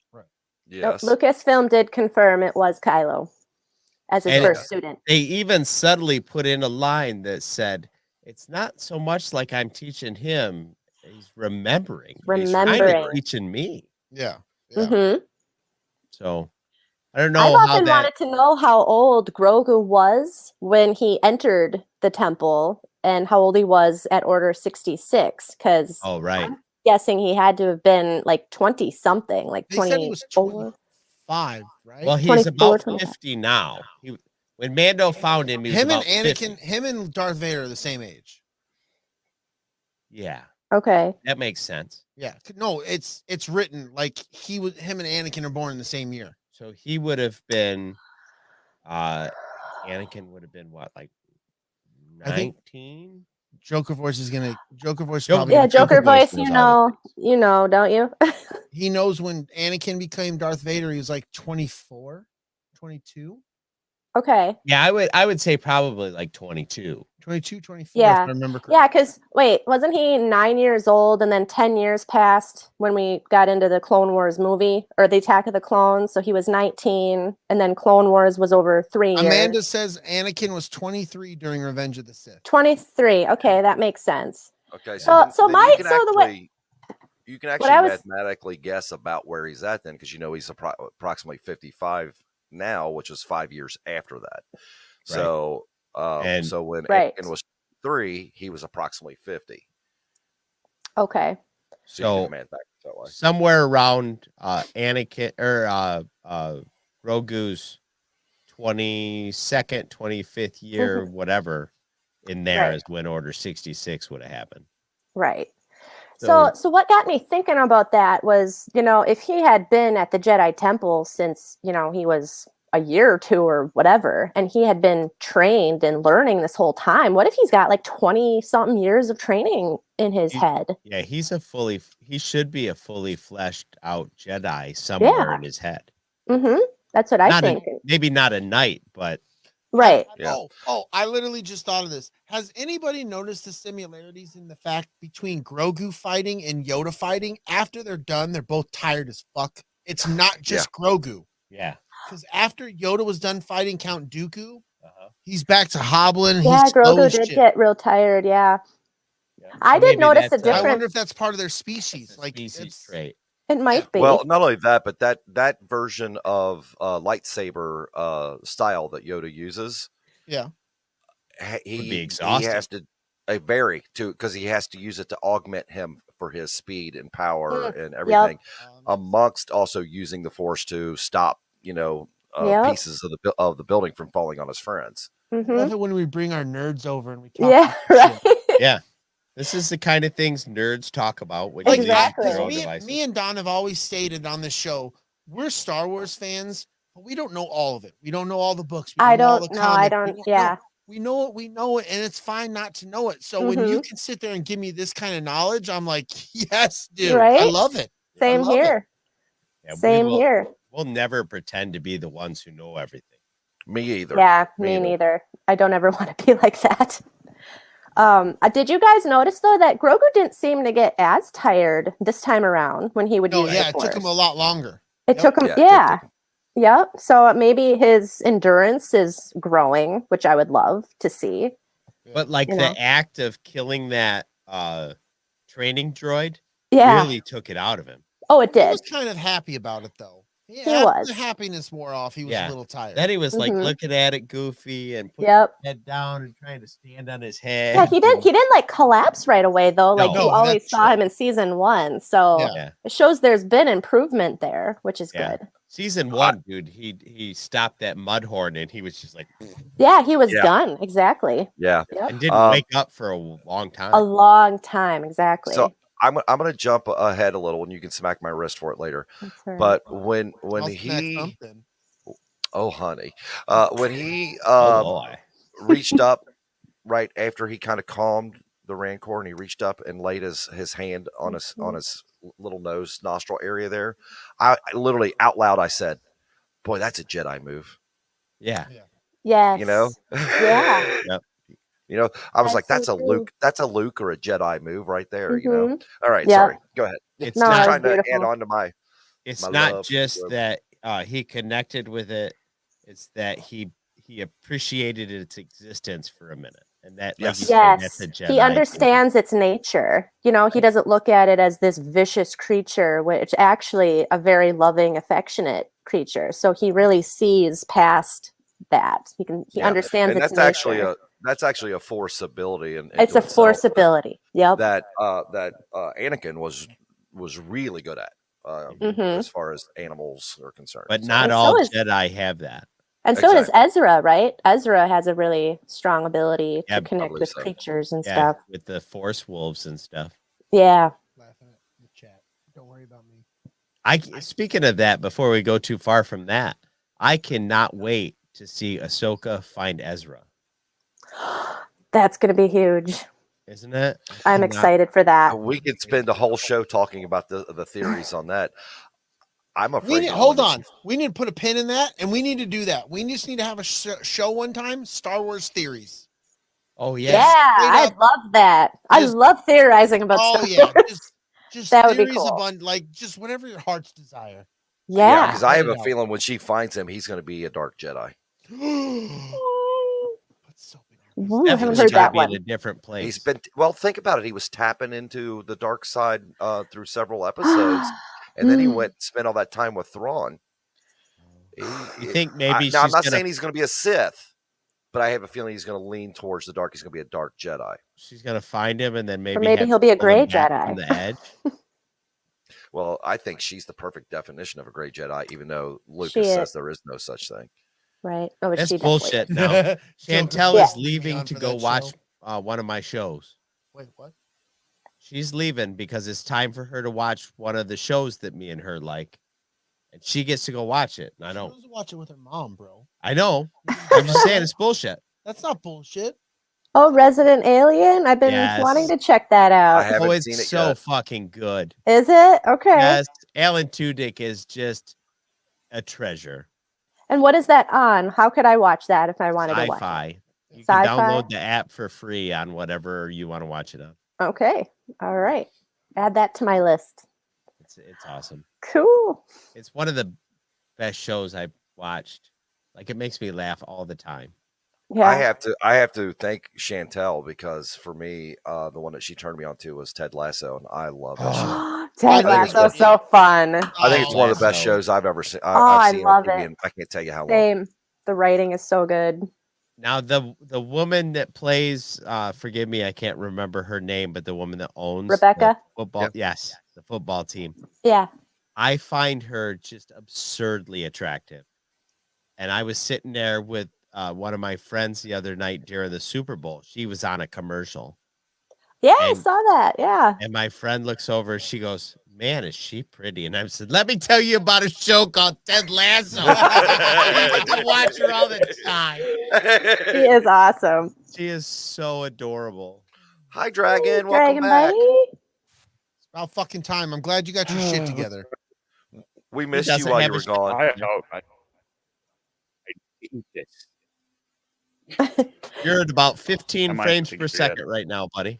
Ugh. No, now you're at 0 frames per second. Hey, let's all pretend like we're Dragon Buddy. I'm at 0 frames a second. This is bull.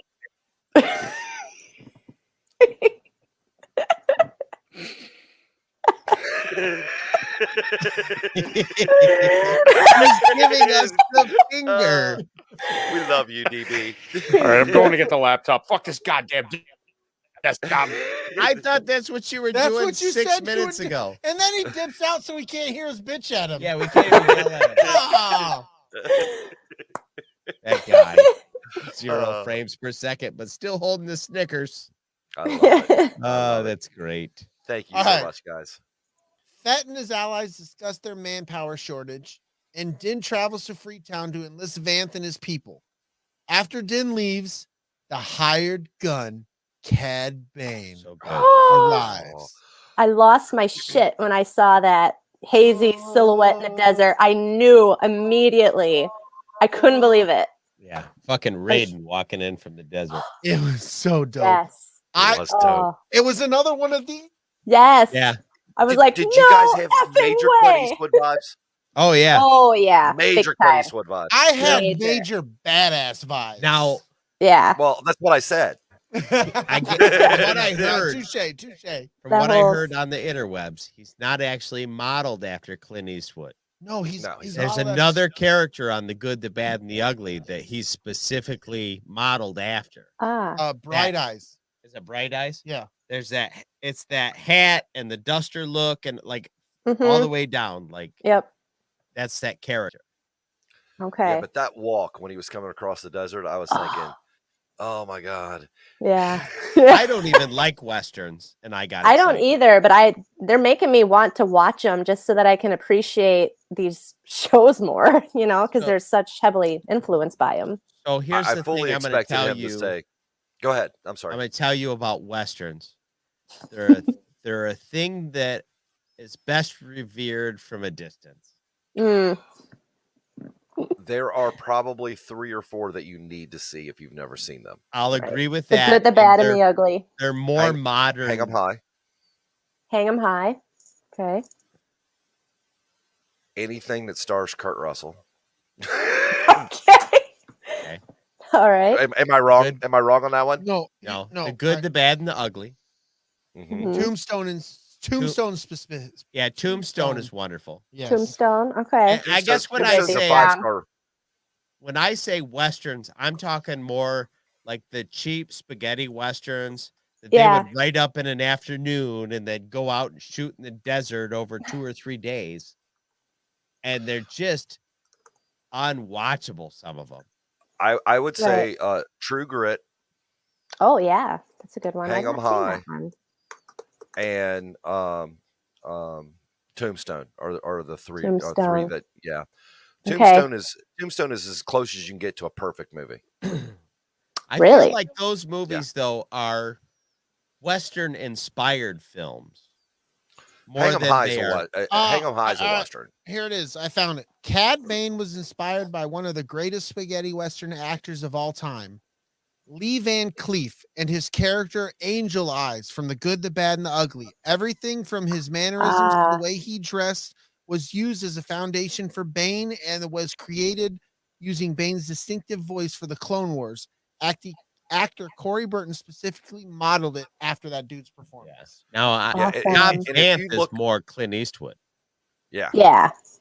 If you look up Van Cleef, as soon as you see his picture, you're going to go, I know who that is. Yeah. He's one of Okay. those. He's one of those actors that were just around forever. When we, Nice. no. Okay. Yes. Yeah. Yep. That's him. Yep. I don't enjoy classic westerns, and I think a lot of it is because they were written and performed so cheaply. Mm-hmm.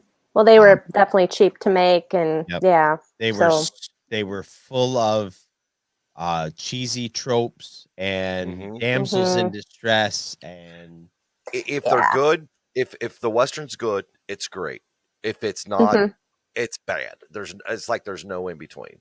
right. Okay. But the entire appreciate your genre for me is suggestions. tainted by the bad stuff. I can see that. Yeah. Yeah. The only reason I say Hang 'em High is because it's early black and white Clint Eastwood, and that's, I mean, Okay. his badassery just shines in that movie. Yeah. I gotta see that. The famous line where he pulls down his scarf and you see the rope scar on his neck, and he goes, "The next time you hang a man, you better look at his face." Clint Eastwood, badassery. Wow. Yeah, That's Clint Eastwood awesome. definitely elevated that the later half or later like 10th of that genre. Mhm. Like Mhm. he really wasn't around for a large portion of that spaghetti western. Like he kind of come towards the end. Ding, diddle, ding, diddle, ding, diddle, ding, diddle, ding, ding. Ding, ding, ding, ding, ding. It's awesome.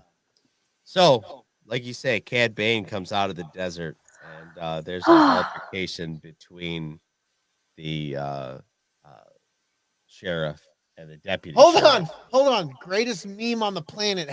Have you seen it? I don't think so. It's got Cad Bane. It's got Cod Van. Cobb Band. We're on the cob. Corn on the cob. It goes Cod Van, and it says, "I shot the sheriff," and then it goes, "But you didn't shoot the deputy." Yeah, I did. But you didn't shoot the deputy, right? Yeah. Yeah. Right? Look at Dragon Buddy's got the moves now. Can I do this in real time now? Yeah, looking good. Yeah, Much better. that, Damn all you, of the technology. frames per second. All of them. Yeah. That's nice. Let me turn this fucking YouTube off now. Dragon, DB, didn't your mom tell you that if they didn't pick on you, it meant they didn't like you? Exactly. That's So that's we how must you know I love like you. you. If I bust your balls, you're cool. If I don't, you suck. Hey, do me a favor.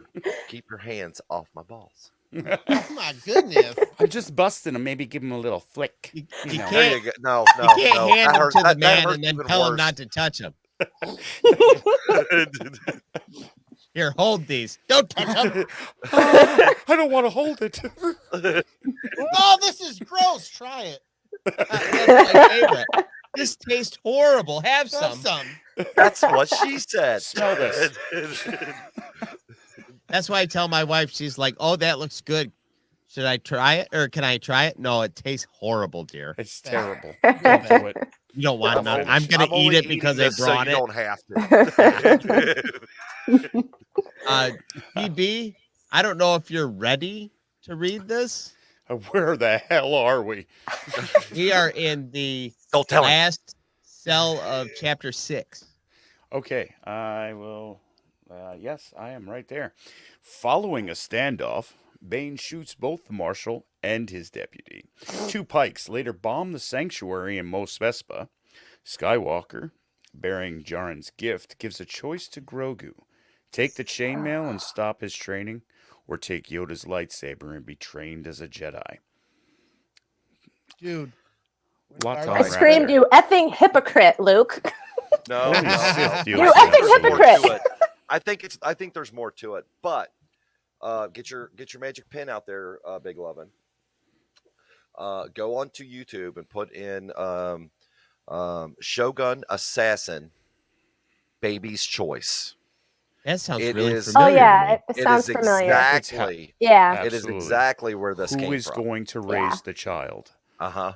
Yep, that's where Yep. it comes from. Yeah. Is if Oh. they choose this, if they choose the sword, the father will raise the child. If he chooses otherwise, then the mother will raise the child.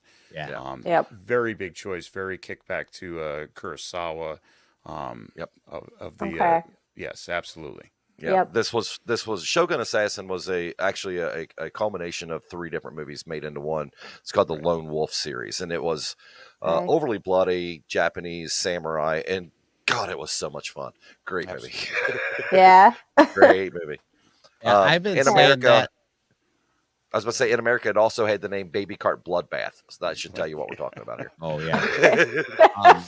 I've been saying a lot of the problems with this series is it's a little bit too much spaghetti western and not enough Kurosawa. Like there's a lot of things about this that don't feel like Star Wars Mm. because they're obviously inspired by something else, and that whole mysticism, the ninja Yeah. stuff and all that. That's not really present at all.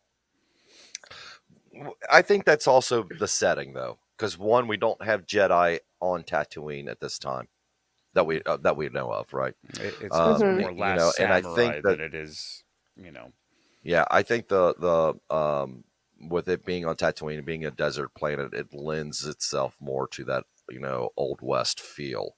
Mhm. Is why they kind of leaned heavily into it. And then as soon as they get off of it and you introduce a Jedi, then you start to get the Yeah. Kurosawa.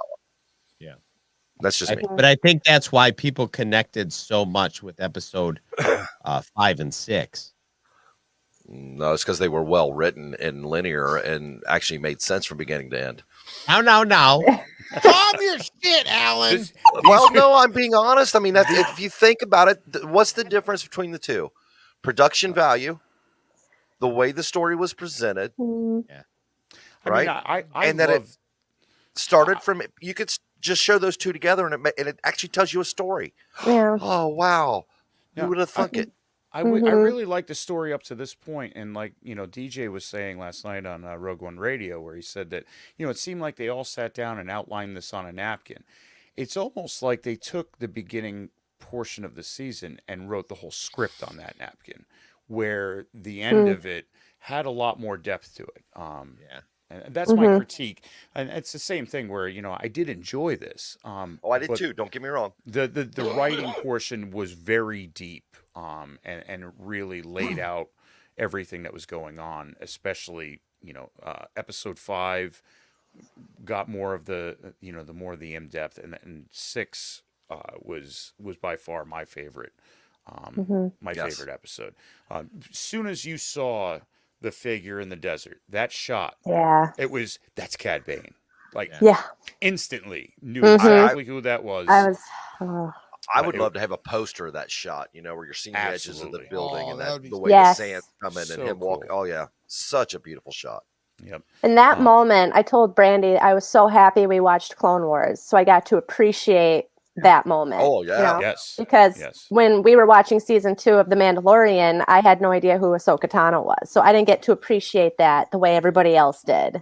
So I was sorry. robbed, and it was my fault. But No, it's I got not to your appreciate. fault. I got to appreciate Cad Bane, so that was really cool. That's awesome. I'm glad So- you got to experience that. Yeah. This is what I think would have fixed the entire series. If you would have started with Boba Fett being in the Jabba's palace, where we left off at the end of Mando, right? Mhm. Yeah. He goes into the bacta tank. He slips into a fugue state. We get a flashback, right? Right. And then we go through the entire Tusken Raider story arc Mm-hmm. for like 1.5 episodes. Mhm. Don't break. Don't go nowhere else. Just tell us this is the progression of this moment. And then as he is out on the desert, like they've the speeder gang's already taken out the the Tuskens or whatever. He sees the flares, he Speeder goes to gang. get Mm. Fennec, and then you move into real time. Yeah, You go into Yeah. the that could have helped. you I go agree. into the mods and all, you know what I mean? And then the story is told in a way that acknowledges the fact you're aware of all the other material. So they they obviously are telling you backstory, and then they Yeah. move into now. Now is happening now. Mhm. And then once you fill in all that Fennec stuff, then boom, you're going right into this is how the mob mentality shit starts to happen. Mhm. Yeah. And I agree then, with you Yep. wholeheartedly. and then Yeah. bang, bang, bang, and then we're out at the end. Mhm. It all Uh, builds to a crescendo. Yep. And then when you get the fight scene and stuff that we're going to talk about here in a little bit, it all weighs heavy because you're Yeah. invested in what the characters are doing at that moment. You Mhm. didn't Yep. just cut into that moment. You Right. built to it. Yeah. Yeah, I agree. We could have benefited from about roughly 2 more episodes of written in the style of 5, 6, 7, Yeah. pushed into the beginning of this. It would have changed the pacing. It would have given us the depth that we wanted out of Boba, and his backstory and how it pertained to now. Mhm. But to see this is, I like to think that our panel here and us as at the Escape Pod, we can critique this, but we still really enjoyed this. Oh, me too. This show, Big time. Yeah. It's. Go ahead, Brady. No, go I ahead. was gonna say I'm of the mind frame, and I haven't got anything that's been like, oh my god, this is completely horrible. I'm of the mind Right. frame. I'd rather have it than not, Yes. Yes. because for so long, all we had were the movies, and I wasn't a big book reader. I didn't read the Right. Star Wars Same. books. Yeah. So like when the movies came out, I was all for it, and we didn't Mhm. have that. Right. 2005 was the last year of a movie up until The Force Awakens. Right. And now you're getting television series, and they're not always going to be gold. Yeah. They're not. Mhm. We're going to get some stinkers. Yep. And if this is stinky as the cheese gets, I'm okay with it. It's okay. I Yeah. think I'd rather have it than not have it. I think that's Exactly. sequel mentality. Agree, Brady. The prequels came out, and there was a lot of heat on the prequels as Yep. far as, and honestly, we went too much CG and not enough practical effects, and I think that was a detriment to the I agree. movies in a whole. Lucas. But at the same time, it was that getting those movies was one of those. I got them. I have this story now, and I Mhm. really Yep. enjoyed the Yeah. story. So it kind of changed that mentality of, at least we got it, and this is what we got, and almost not just accepting the fact that we have it and the problems within it, but finding the good that's there, storyline Yep. wise, the I characters, agree. Darth Maul, Qui-Gon, getting those characters. So coming into even the sequels, I mean, I have my hang-ups with the sequels as well. I too. think they Me were too. done. I think a lot of characters were done dirty through it. But I still can fall back to this is what we got, and I'm going to find my entertainment and my joy in what we have. They're not going to Mhm. retcon these movies. That's Never. not going to happen. Nope. No. Yeah. As much as people, you can get 50 billion people to sign this, more people than are on the planet to sign a petition to retcon it. They're not going to retcon it. No. Right. So Right. this is what we have. So I'm going to find what I like in them. And it's not everything, but I enjoyed that. The entertainment value is there. I And agree. Book of Boba Fett is the same thing. I came into this knowing that, the Book of Boba Fett, it's building towards this Mandoverse, I think. Yes. Everything is Yep. connected. Filoni and Yes. Favreau are bringing it all together. Yep. And It's exciting it is to know that. It's great. Yep. And to see these characters that we loved in the cartoons to be Right. fleshed out. I can't remember who I had the conversation with about Cad Bane not being like, can they pull it off in live action? And seeing him going, And the answer is yes. wow, Yes, I they did can do not anything. expect that. And I another did thing not to expect interrupt it. you on the Cad Bane thing is he's fucking 71 years old in this show. Yeah, Right. Not Right. who you saw him in he's the an Clone old Wars. man. Exactly. Yeah. Old. He's an old man. Absolutely. So I hate to do this so much. I've had so much fun, but I'm going to have to get off of here. I've got my son's coming in from Salt Lake, and we haven't seen him in well over a year. So there's some things that I as I said, I talked to my wife and she let me come on tonight, Yeah, dude. but I have to get going. But I have a couple real quick points I want to make, and then I'm going to leave them to you. One is I think He's where gonna the show drop a seismic really- charge in and fucking walk away. yeah. I drop. Boo. No, I think where this show would have benefited would have actually been one or two more episodes because it felt like it was drudge, and then frantic on the last episode. I think if they could have built that story just a little more, that like Dragon Buddy said, and like you said, Don, to build us back into that relationship, it would have paid off a little heavier. Two, a lot of people online are complaining about the ending and not using the Spitfire versus using the Rancor. And if I could be completely blunt and honest, this is something I don't normally do on my show, but I feel free to do it here. F a whole lot of you. I'm a kaiju guy. It loved watching the kaiju action in that last one. Loved it. Yeah. That being said, I personally am taking Press Play Studios is taking the week off. We'll be back next week.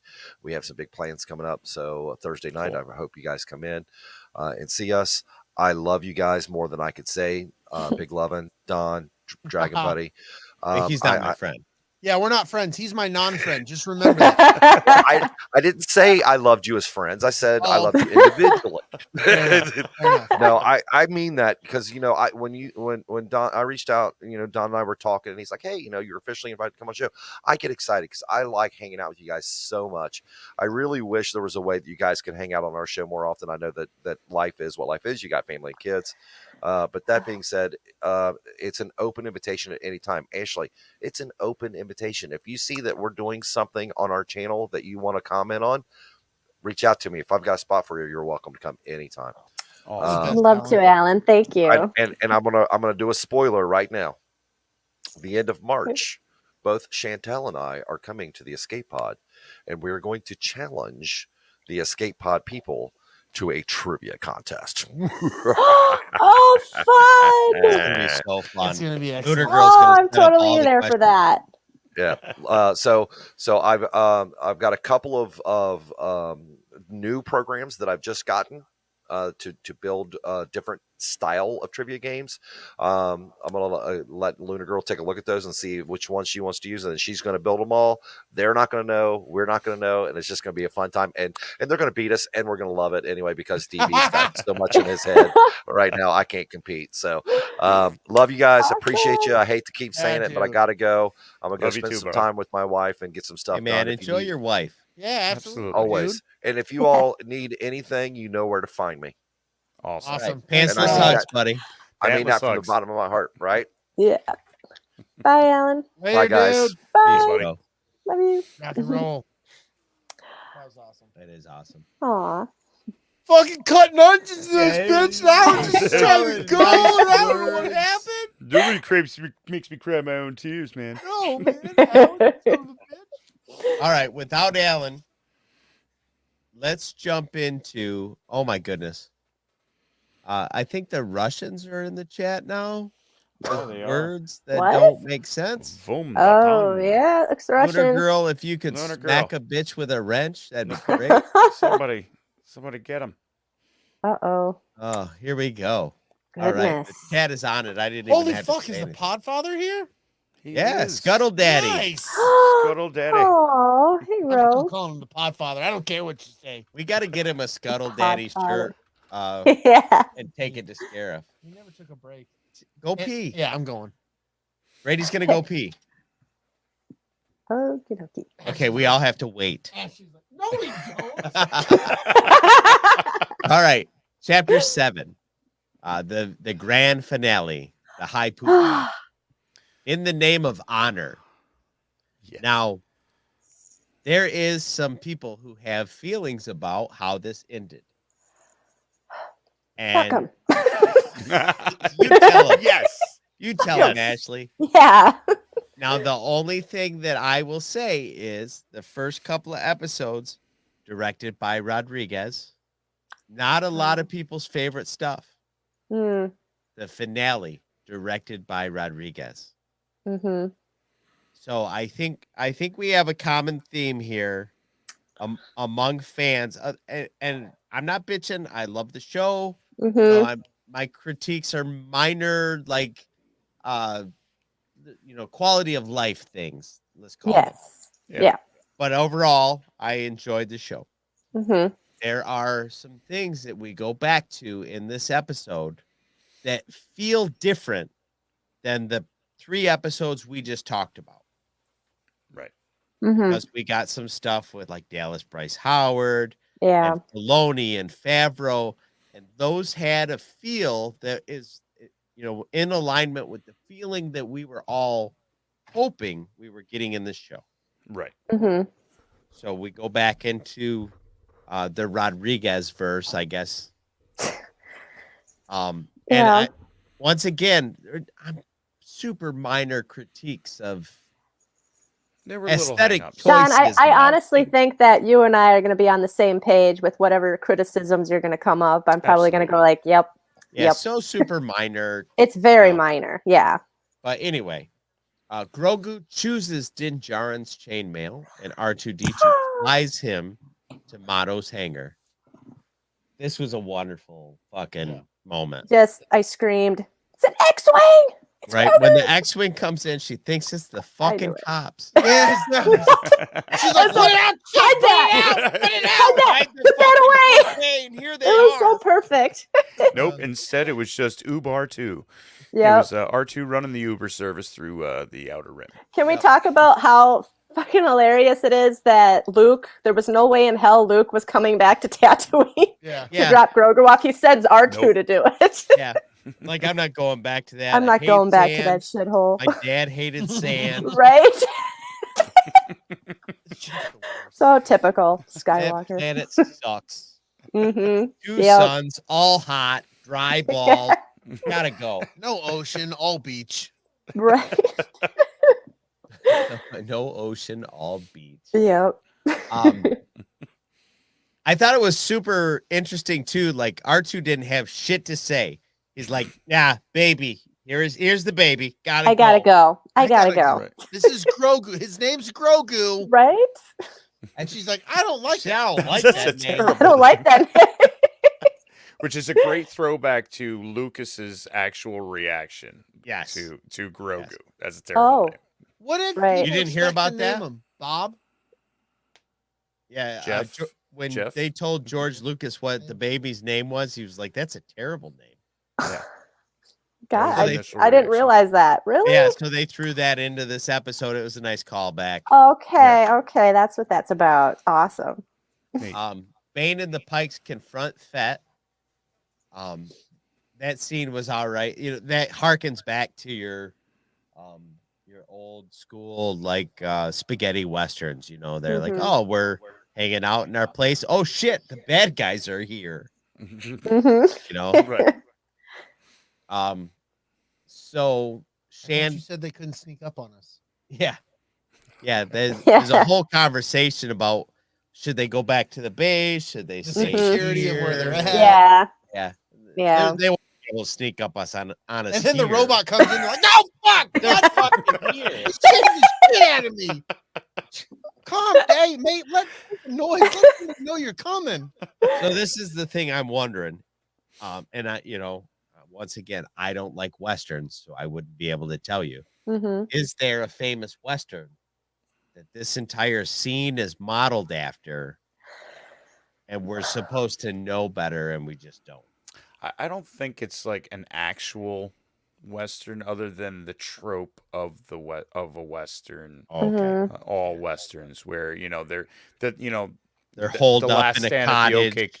the OK Corral. Yeah. It's that we're going to and I did like the fact that the mods were like, hey, you keep saying you want to do this for your people and you want to go back and hide in your damn house. We Right. do it here. If this is what you wanted, then this is where we do it. Right. And it's that last stand at the OK Corral that Mm. we hold up at the bar and we wait for trouble to come. Fair enough. Mm-hmm. Din Djarin, wait a minute. Let me catch up to where I was at. Bane and the Pikes confront Fett, Shand, and Din Djarin outside of what remains of the sanctuary. No Garza whip around. No, it's so sad. Yeah. Yeah. Gone too soon. No Max Rebo. But Mm-mm. he had the night off. That's the thing is where We never saw him, so he had there's the night speculation that he was not there. off. He wasn't there. Okay. It was date night with the wife. There's also speculation that Garza Whip ducks down a hallway and misses the blast entirely. It seems like wishful row thinking to me. Mm-hmm. Hey, you never know. Max Rebo is over there on. Come on. Yeah. Get out. None of us thought that what's his face and Max Rebo survived. But they did. What's the guy?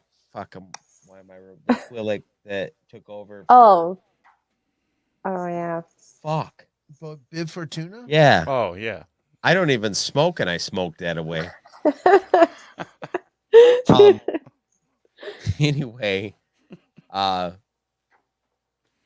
Bane reveals that the Pikes killed Fett's Tuscan tribe and framed the biker gang.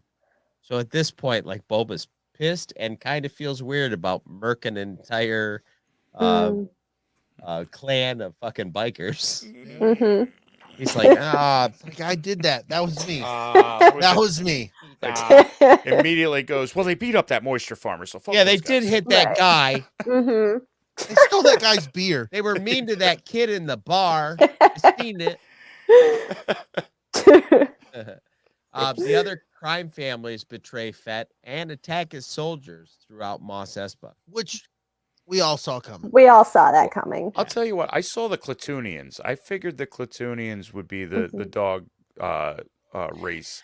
I thought they would be the ones to turn. The fact that they all turned, I really didn't see all Well, of them even turning. Boba Fett says that they'll do what's best for them. Right.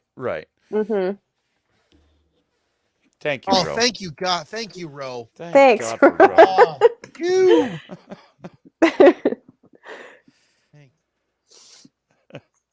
Hero. I don't know how to Someone spell. say hero. Someone call him. I just call him the Whip. Podfather. Hold on. Saving the whip. I'm typing and my brain doesn't work today. I hate Bear when with that me. happens. There we go.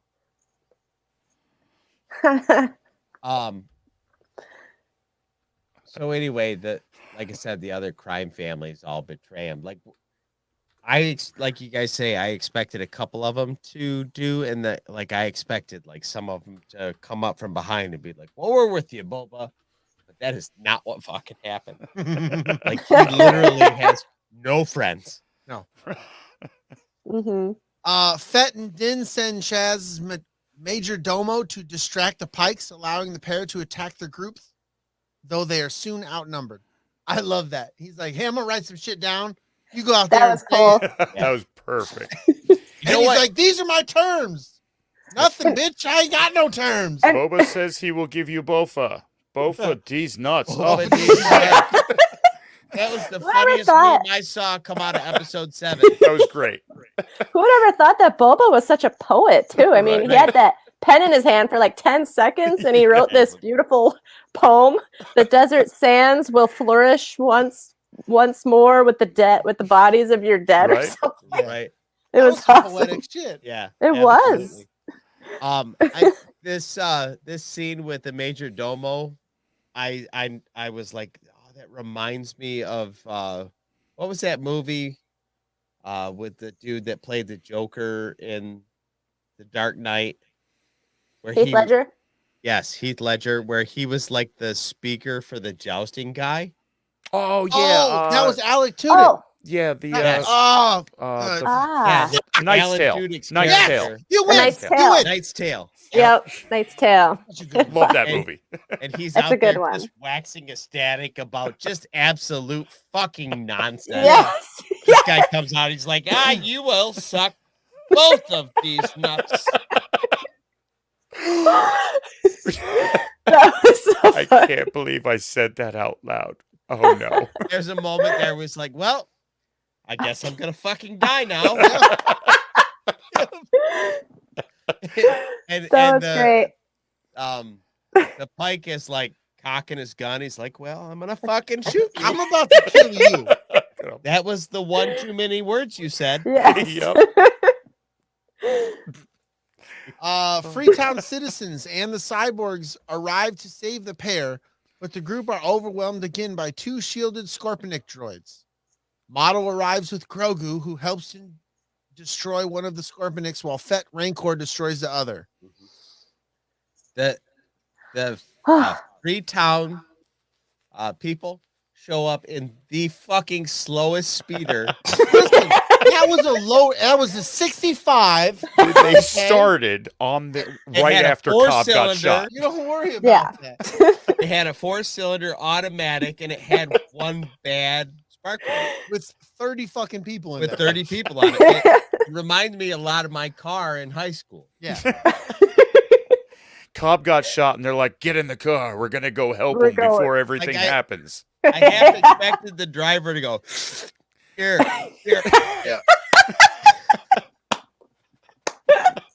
What's that? It does. You don't feel the pain when you kill people. It's a death stick. Fucking smoke it. Come on, man.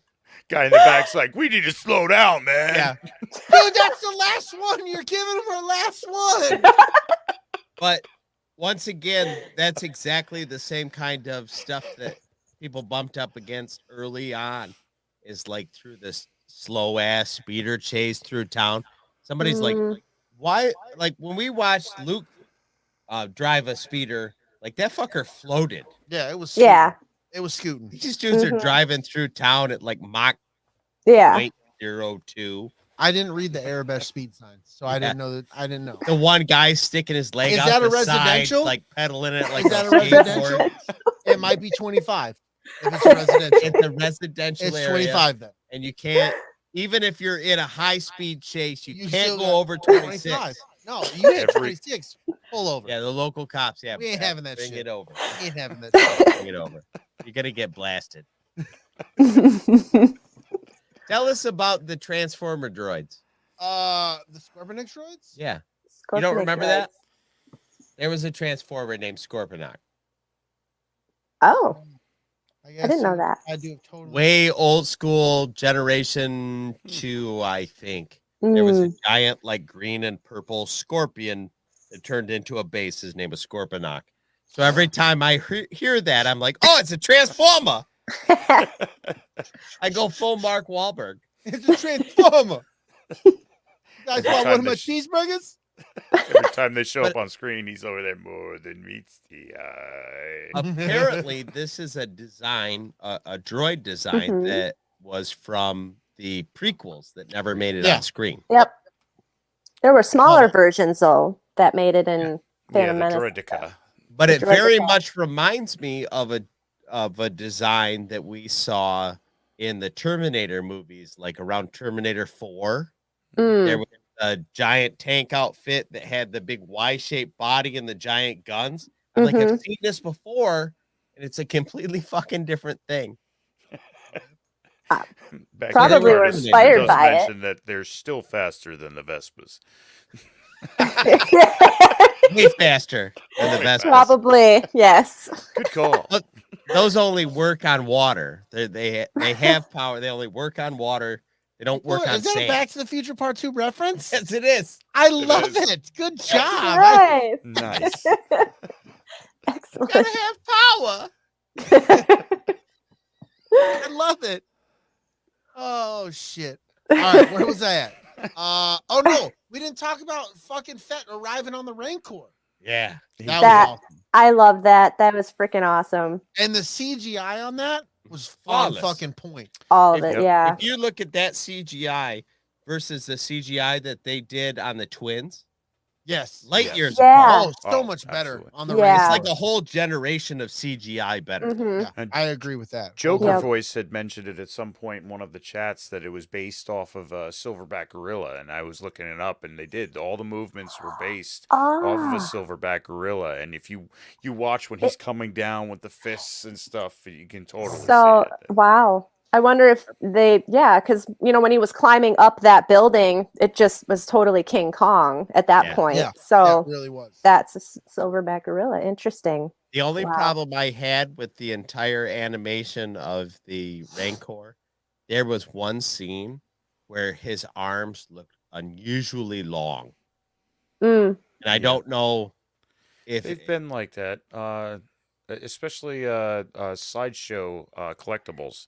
Yeah. They put out a Rancor, and it they is had really long arms. They have very long arms. Okay. It is part of how that. And is real designed. short, stubby legs. Well, I was looking Mhm. at it kind of Very much like a gorilla. I was kind of Yeah. looking at it in relationship to the Rancor that Luke fought. And I don't remember it having Oh, like, yeah, dude. big long arms. Watch it again. Yeah, it might have been a he little does. bit. He has big, long fucking arms. He Okay. does. Yeah. Mm-hmm. Yeah. But I loved everything about that. Yeah. Lunar It was Girl. just cool. It was cool looking to see Boba Fett on the Rancor. Yeah, Like Yeah. that was just a cool visual to see. yeah. Lunar I Girl I think says that was built up, I think, from the show. Like as soon as Oh, yeah. the Rancor and him were introduced, Yeah. it's like I yeah. immediately knew I want him on that thing, Oh, riding absolutely. through for sure. Mos Espa, and we I got to must see it. spend more time with him. This was going to Mhm. be the title of the show at one point. What Lunar Girl just said in the Right. chat, riding the Rancor. Riding the Rancor, yes. Yeah. Bane scares off the Rancor and defeats Fett in a gun duel. But Fett kills Bane with his gaffy stick. Yeah, Or does that he? was such like Or does he? poetic justice, I think, by Yes. using the gaffy stick. Yep. It was That was- Kill really my people, I satisfying. kill your people with my people's weapon. Yep. buddy. Exactly. that was a nice button up on the storyline. They were like, "Oh, here's this Yes. thing. We've tied it into a bow. Oh, look at that! It's pretty." Yep, it was perfect. You remember when you built this weapon? We had the whole scene in the ceremony. You built. Yeah. This weapon? Right. Here it is, buddy. Yep, paid off. Mhm. And Yep. I really like when they tell a long form story like this and they remember to pay off the story beats that you Exactly. sat through. Mhm. And Um, this really shows that Cad Bane is old. He's an old man. Yep. At one point, he fought off Kenobi and Voss Yep. and disarmed Mhm. them and kicked their ass. At one Yeah. point, Yeah. he came close to killing them before he was able to take off and escape. So Mhm. you know that he's no joke. So you know that he is getting older. You know that this is He this is. is that point where you're realizing it's who the teacher becomes the student at the very Mhm. end.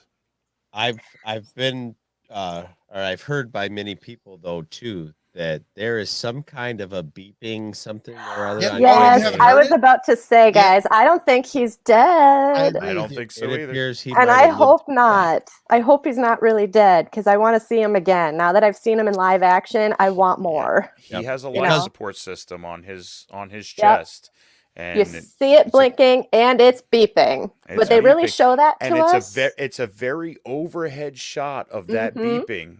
That Yep. Toto, his droid. Toto, exactly. Yeah. So, And Boba I just- had a chance to go in for the kill shot. and he has didn't. the gaffy Yeah. stick pointed at him and he thinks he's dead. So he just was like, all right, well, I'm Yep. walking away. And I'm a little torn by it because again, I loved the scene, and it just seemed like if there was someone to kill Cad Bane, it had to be Boba, Right. And so I hate to have that moment robbed, but I just love Cad Bane so much, Yeah, it really made it's like, oh, he can get killed by Boba, but I really want him back. Yeah. Like it makes sense that Boba Fett's the one to kill him, But you're like, Right. "But I'm not done with them yet. Yeah. I still got my plan." Exactly. You just got to see him. Can't kill him now. So Right, I mean, maybe he'll show up in the future, and Boba Fett can come back and finish the job. So Yeah, I'm No. with Joker. I think we're going to see him in live action prior to this scene here. But I really, Mhm. I know, I'm holding out hope that he's not quite dead. So this is Me what too. I want to pose to you though. As we've been talking about some of the things that people got upset about through this series. If we get a bunch of Cad Bane stuff, do you think somebody's going to be pissed off? Oh, they fucked up Cad Bane. And it's Of not course. my Cad Bane. Oh gosh, Of course. probably yeah. There's always I- going to be people out there. I had a lot of trouble stomaching the prequels. Hmm. And I not even the prequels, specifically Phantom Menace. I have a Okay. lot of trouble with Jar Jar Binks. Not a Mhm. character that's written for me. I understand that. I was a grown man, and that character's written for a child. Right. Yep. But I was a didn't child like when it. that came out, so he was a little more tolerable for me at that That's point. fair. Yeah. Yeah. And as I've become a fully fledged grown man, I can acknowledge that not everything is for me. Right. Right. Mhm. But I also bumped up against Jake Lloyd's character portrayal of Anakin Skywalker. Dude, if you watch the behind the scenes footage of that, there was this other kid That was way better. way the fuck better, and he knew the fucking lines. Yes. Oh, that's upsetting to me. You can Hmm. literally see where in the finished product where Jake Lloyd would begin to deliver a line, and then there is a cut, and he delivers the rest of the line from a different angle. Yeah. Really? Yeah, Okay. Because they had to feed this kid his lines mid fucking line. Right. He had no acting ability whatsoever, but George liked him. Right. And this was in that fucking time period where no one would tell George no. Right. It's true. So I have Yeah. this, like every time we do like how do you rank your Star Wars movies? Every time, what's my worst film on that list? Phantom Menace. Phantom No Menace. matter how Yeah. many are in that, there's great things in that movie, but it is all beat down by Mhm. Jake Lloyd's performance. And honestly, I don't think it's his fault, to be honest with No. you. Like, I'm not Right. mad at Jake Lloyd for that performance. I'm mad at He George wasn't an actor. for casting a kid that had no ability to hold up what fans Yeah. would expect from a character. Yeah. Mhm. I'm getting all animated about it. No, it's okay. Um, I felt the same way about Hayden Christensen in the Attack of the Clones. Like I hated Attack of the Clones, and I did you? still kind of See, do. I like Attack of the Clones. Okay, yeah. But I don't know what. like the way Hayden did the whole beginning of it, where he's like kind of pining over Padme. Yeah, I and couldn't they're- stand that. Like the elevator scene where he's talking about it. But also, I acknowledge a little bit of the fact that George said, look, you're a prepubescent or a pubescent teenage boy. Mhm. This is a woman, and you don't know how to interact with her. And every time you open your mouth, something stupid comes out. Like, I get Yeah. that, but because he's kind of the hero of that part of the saga, Mhm. you want him to be a little smoother and a little more. A little bit, yeah. I guess the part where it really just got ridiculous was, that he had murdered an entire tribe of Tusken Raiders, and then he admits this to Padme, and her response is, "Oh, I'm in love with you, and I want to marry you." Yeah. Like, That's oh not my how gosh. women work. Right? No. I mean, she's a former queen of Naboo, and she's also a senator. She's a smart woman, but Not I've just met the a men, few men, women, the and I women. don't know any women are like, oh, you killed 15 people today? Let's oh, that's fuck. so hot. Not just the men, but the women and the children. Wow, I am I'm so You so killed upset sorry. right children? now, Oh I my can't gosh, stand sign. it. Shame to let this private room go to waste there, Annie. So You want to I go just chase a love. bunch of plump animals around a field? That'll be hot. Right. So yeah. I mean, I definitely have problems with it, but not as much as I do with Phantom Menace. hmm But once again, like you say, I wasn't a little kid at the time. Right. I Makes was it makes a difference. at Big that time. point I was raising my daughter, hmm or in the process of like beginning to raise my daughter. It was right around that time. Okay. Um, But Whatever. Joker Voice says Revenge of the Sith is the third best film in my humble opinion. I loved Revenge of the Sith. I agree with that. yeah, I'm with Yeah. him on that one. yeah, That's absolutely. that is one of the stronger installments in the entire. I go nine 1, 2, 3. I go A New Hope, The Force Awakens, and Revenge of the Sith. The Right. reason I pick The Force Awakens above Revenge of the Sith is because I have family ties by taking my kids to their first Star Wars movie. Yeah, So that's why The Force okay. Awakens wins. If it wasn't for that, The Revenge of the Sith would be 2. yep. And I'm generally Empire Strikes Back, Empire. Revenge of the Sith, hmm and then A New Hope's usually somewhere right around. I can't believe Rogue One's not in your top three. I am either. Empire It's- Strikes it's- Back, it's up Rogue there. One. Rogue One. Revenge and New Hope have the same kind of pretty close ranking to me as far Mhm. as yeah. Okay. But even Hayden Christensen's character in Revenge, like it is. That grew on me actually. I didn't mind him so much in Revenge of the Sith actually. No, I mean I like him all the way through the movie, but the Mhm. scene where he's yelling at Obi-Wan, Oh yeah. I can never buy that. Yeah. Like I know the emotion he's going for, but hmm I don't know that he had the gravitas to deliver it. Right. Okay. Does that make sense? Mhm. Yeah. And Yeah. I immediately forgive it because I think the storyline is solid. Yes. Yeah. I agree.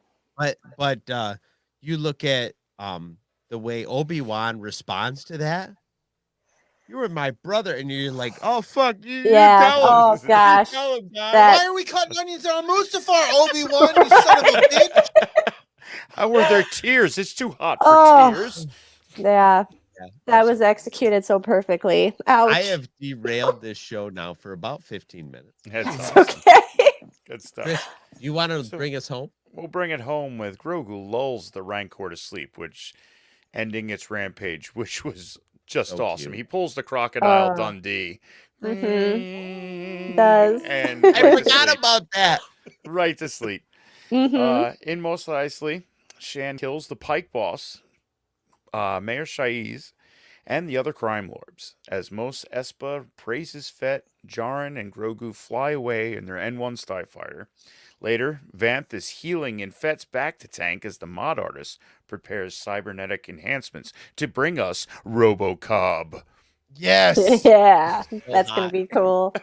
I will say the end scene with Grogu taking the knob, which I've been saying Yes. since the Razor Crest blew up, that the only thing that survives was this knob. And Yep. Mando kept it He because kept it. Grogu loved it. Right in his Mhm. belt. He's up Yep. there in his little bombardier He's got bubble it. going tap, tap, tap. No. Tap, Yep. tap, tap. No. Like, Tap, tap, tap, tap, tap, tap, tap, how tap. many of us parents have been there, right? Yeah. I just Exactly. love Yep. the Right. little, And tropes then that just yeah. they take off Grogu into likes the- to go fast. How about That's the awesome. special effects in that scene when Grogu's pounding on the glass and they have his breath fogging? Yes. up the, I was like, know. this is Those That's little amazing. attentions to Yep. detail are just Yeah. so Right. perfect. so I good. just love it. Mikey used to do that in the truck. He used to think it was because I've driven trucks with a Hemi engine for years, Okay. and Mikey thought that the sound that a Hemi motor makes is amazing, which I agree. hmm And he used to love it when I would like just mash on the gas and it, and he would just cackle, like just giggle his little ass off, and like any parent can relate to that scene. Oh, yeah. yeah, It's he would just just so look at me and beautiful. go, "Do it, Daddy." And And you know that wasn't the last time he did it. No. Because it's like, Oh, fuck, no. this will keep you quiet. Okay, I'll push a button. Right. It's Yep. just so amazing that as soon as like Din saw him, he just immediately went into protective dad mode. You know, yeah. like I love the part where Baby Yoda Grogu jumps into his arms. Uh-huh. his I arms. was like, Do not Oh. ask me how many times I have seen that scene. I Right. love that part. I watch love that on average part. like 5 times a day since The it's other, aired. the other scene is Oh. when they're in the wagon being pulled by the droid and Yeah. they get kicked out. If you still Yes. shot that, they're all flying, and the look on Grogu's face as he's flying is just pure joy, laughing. Like I know he's my dad's looking gonna out of the catch me, back so of I'm it gonna onto the enjoy gr- this. I'm flying through the air. I'm happy as Mhm. heck about it. Yep. And meanwhile, My Din's dad's like, got "Oh my this. He always God." catches me. I don't know what's going on in the chat, but it's got something to do with my Transformers tattoos on my arm. Oh, Mikey must have been talking about them. Yeah, Mikey's getting his tattoo earlier. So there they are. Ah, nice. My little scrawny arms. They're cute. Nice. So Mikey is getting Transformers tattoos on somewhere near the base there, and he's been Nice. telling me about them. So there they are. Oh, and Pelimoto, brought up by Tina, lost a tooth. She lost a That tooth. was She great. just spit it right out. I don't we- need this. Did we talk about when they start getting shot at and the droid blows up and they go to fly, how Mando like abandons everything he was up to and like hits the jetpack, gets underneath Yes. Grogu, catches him, Catches with a him. fucking Yeah. football. It's just second nature now to Din to Yeah. like always Yeah. be protecting his little son. It's And that dad um, mode. It's I that just dad mode. I really admire his ability to multitask. Like he can kick ass and fight in a battle and still take care of his son. I can barely get Well- through the day without my kids eating Play-Doh. You know, I just How many I admire times the has- hell out of him. How many times as a dad where your kid's sitting or doing something and they do something really goofy and they fall and it's Right? just this instinct Yes. where your arm comes underneath them and grabs them right before they Uh-huh. smash their head open on concrete or something because they did something goofy. It's Yep. that dad instinct to where Have you it's seen right those on top. compilation videos of dads saving It's their a thing. kids? It's Yes, amazing. those are the best. It's Yes. It's like supernatural. It's awesome. So cool. When I was growing up, I don't know about you guys, but because my mom was raised in a generation where seatbelts didn't exist. When Mm, she would slam on the brakes, the first thing she'd do is this. yep. Mm. Yep. My Had dad that. used to do that. It's- My Mhm. dad used to do that. And when I was a kid, I thought my mom had the supernatural power to stop me from Yes. moving forward. Mm-hmm. And then as I studied like physics in college, I'm like, Mom, You have no not power a here. chance. You just break your hand as I smash the fucking dashboard. You know what I was just thinking last week? I was talking to Tiffany about this. You know what's so cool about like the whole setup with the Mandalorian, the relationship with Din and Grogu is, you know, we're all parents now. We all grew up with Star Wars, and this is introducing like a new generation to Star Wars. But the fact that it's so heavenly like parent child, you know, Yeah. like I think Yeah. it's just something that as parents we really appreciate watching it because we've all been there, we've all experienced Yeah. it a little. I just think I- that's cool. I bet you money that's born out of the fact that all the nerds are now making the nerds that watch that stuff is now making the stuff, and they are just out Yeah. of or currently in child raising ages. Yep. You know, Right. you look at Favreau and Filoni, I don't think they're 50 yet. So they very Mhm. well may have kids at home.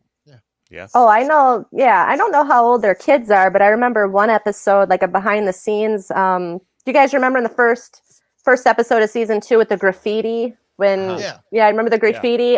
Favreau's son was helping make all Oh, I the remember that. graffiti. Yep, I remember Yeah, that. yeah. So they even bring them in on the show to help with it. But Right. yeah, that's a good point. You know, they're all parents themselves. So Joker voice. John is over 50. Oh, Joker voice has over 30 tattoos. Under. Nice. Just Oh, under. just under. oh 30. just under. That's impressive.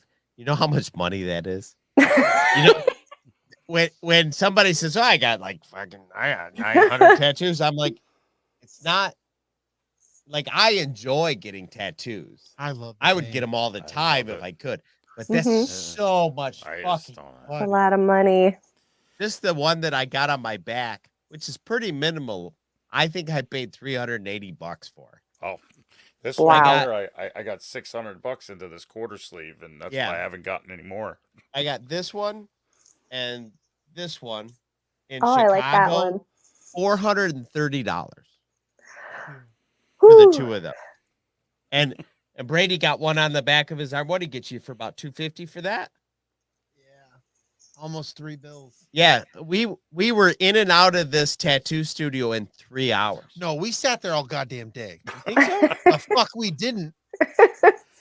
Do you not remember sitting in that fucking waiting room on them couches for I remember hours? sitting waiting for an hour. But by the time we started getting tattoos, I don't think it was but three and a It half wasn't even hours. that long. It wasn't even that long. He But was we getting waited forever. he Sorry. got us for like over I got upset. $200 We an waited hour. for a fucking long time. We thought we So- would have got a discount. Yeah, so when somebody is like, "Oh, I got 900 tattoos," I'm like, "Holy fuck, you took out a loan." Refinance the house. Yeah, I see dudes with like full sleeves down both arms. I'm like, you could have had a BMW. You could have drove that to I work. can't wait. I win the lottery. I'm gonna look like a fucking Jack Oh, yeah, Solid man. painting. From like this part of the neck Hit 'em up. down. They're gonna have to like regularly test me to make sure I'm not getting ink poisoning. Same here, man. Same here. Do you have any tats, Ashely? I do not. Once you No. break the skin, It's over. you never stop. You know, it's funny you guys are talking about that because earlier in the chat, people were talking about their tattoos. This is funny. Yeah. It's gone full circle. He says less than $600 for all of them. He's got a good friend. Yeah, And that- I really don't. good He's got a friend. good friend, yeah. And I Or don't. he does them himself. This Yeah. is a tattoo of a boat. I put it on the head of my dick because I like boats. What the hell? Wow. Wow. That's I like funny. looking Call at him boat. Bodie McBoatface. Bodie McBoatface. Right here on another region. It's a schooner, and you can't see it. Damn it! There is no Easter Bunny. I love that movie. Now I'm laughing like Alan. Oh, I love that movie. good stuff. All rats. So now that we've reached the end of the story, and we've all kind of said, yeah, I liked it, but was the journey worth it to get to the end of this, or do you wish that they would have went back to the drawing board, did a few more rewrites before they wrote this show? Because there's some fans out there that wanted a different show. I never gave a fuck about Boba Fett until The Mandalorian. Agree. I have no Agree. earthly idea what he was doing back in the day during Legends. Mm-hmm. So I don't know. I never gave him a second thought. So what you gave me, this is the Boba Fett that I know. Mm-hmm. Good way to put it. I agree. Yeah. I didn't get excited until I saw him in season 2 of The Mandalorian. Yeah. That was when, okay. Yeah, like when he came in season 2, Ashely, I was super stoked. I'm like, Yep. this is cool. It's another Mandalorian guy. Like, yeah, Yes. I love Yep. it. But And I loved how he came in and the tragedy and, you know, was fighting off the stormtroopers. I did love that episode. That was a Rodriguez episode. that was That one that's was probably good. the best Rodriguez episode. I think so. For Like- sure. Yeah, I shared a meme that basically said, you know, the people that wanted to see the Boba Fett of old.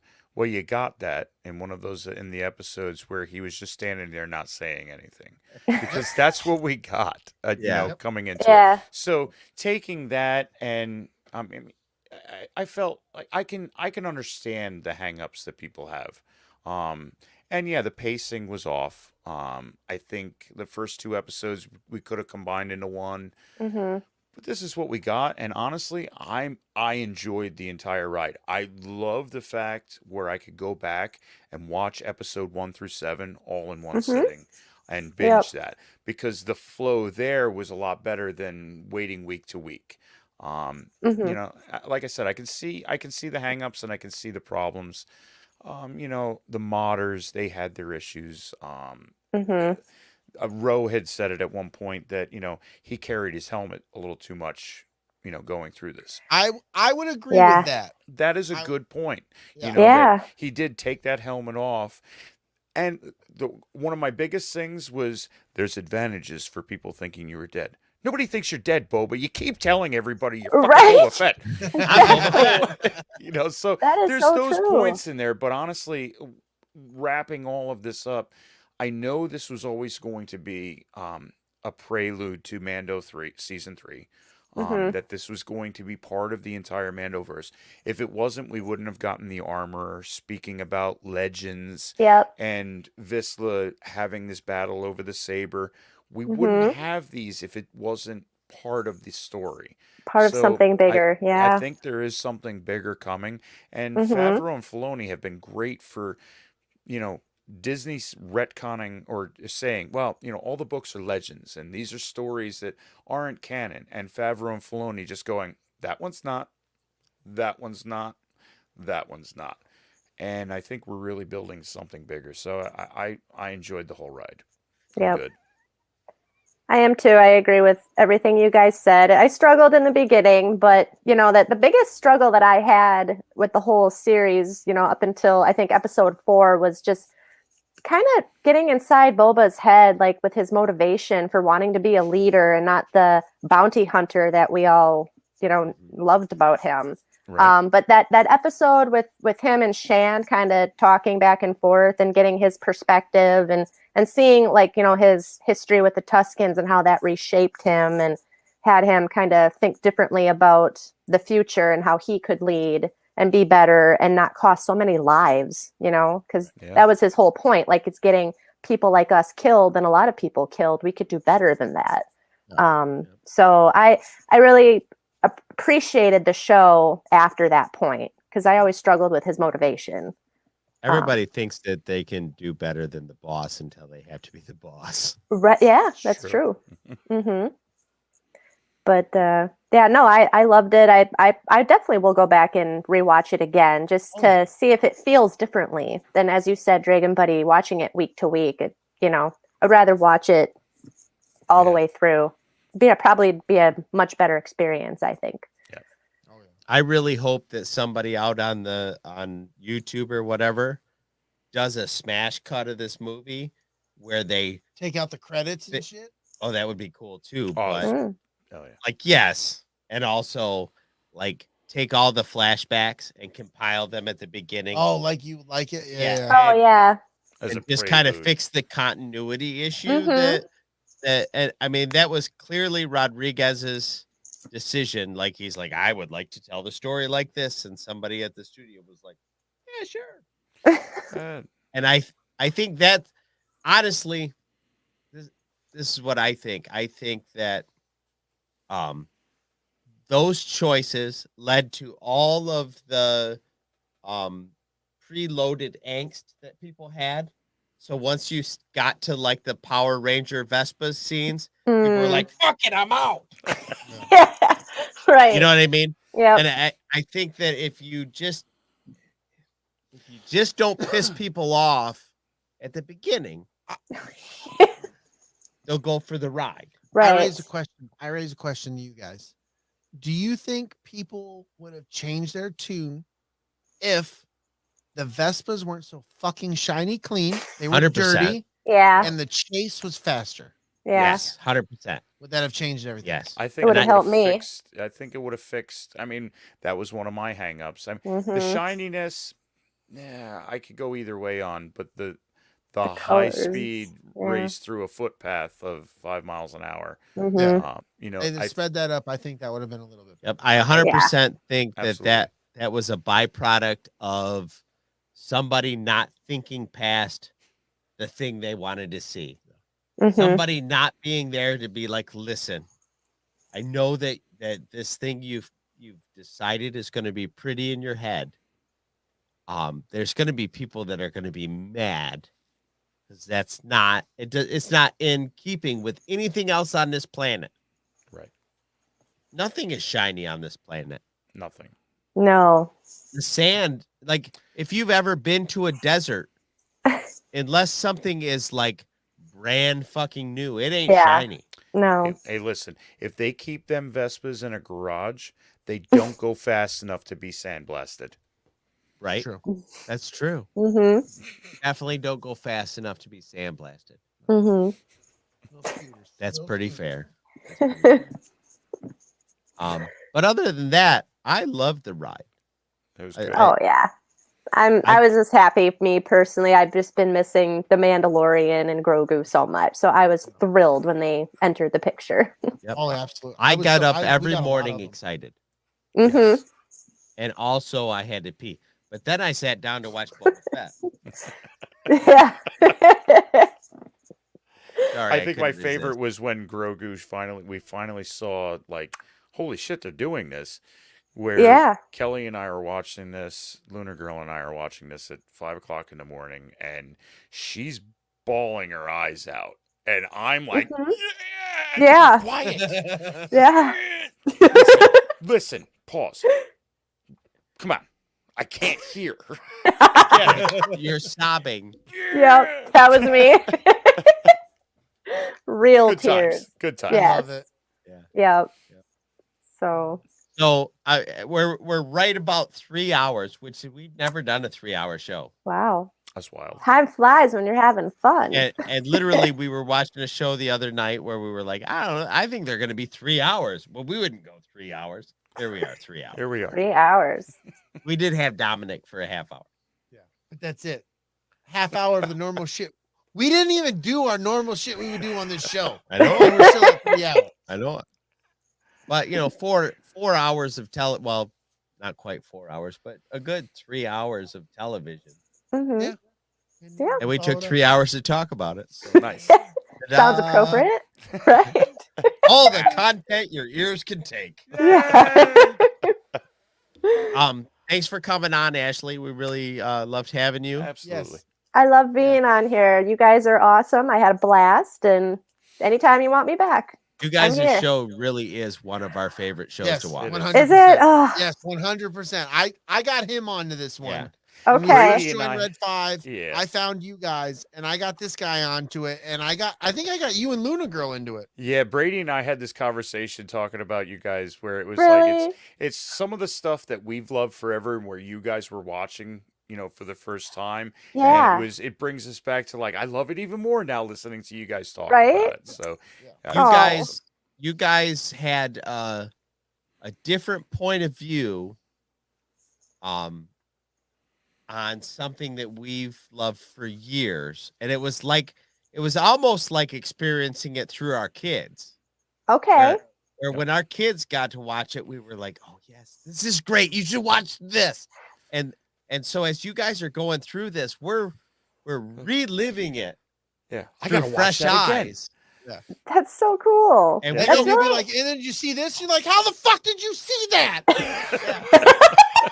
it's just a wonderful way to relive something. To Like relive you can't go and have a new experience for the second time. Second time. But we kind of gave that to you. But Is you what guys you're are saying. you guys are giving that Yeah. to us. I love that. in an organic way, and you can't fake that, and we really appreciate Absolutely. that from you I guys. love your show stuff. so much that I was so mad that Luna Girl was like the first person to call in on your phone line. I was like, damn it. And then I listened the next episode, and this motherfucker called in. And I was like, damn it.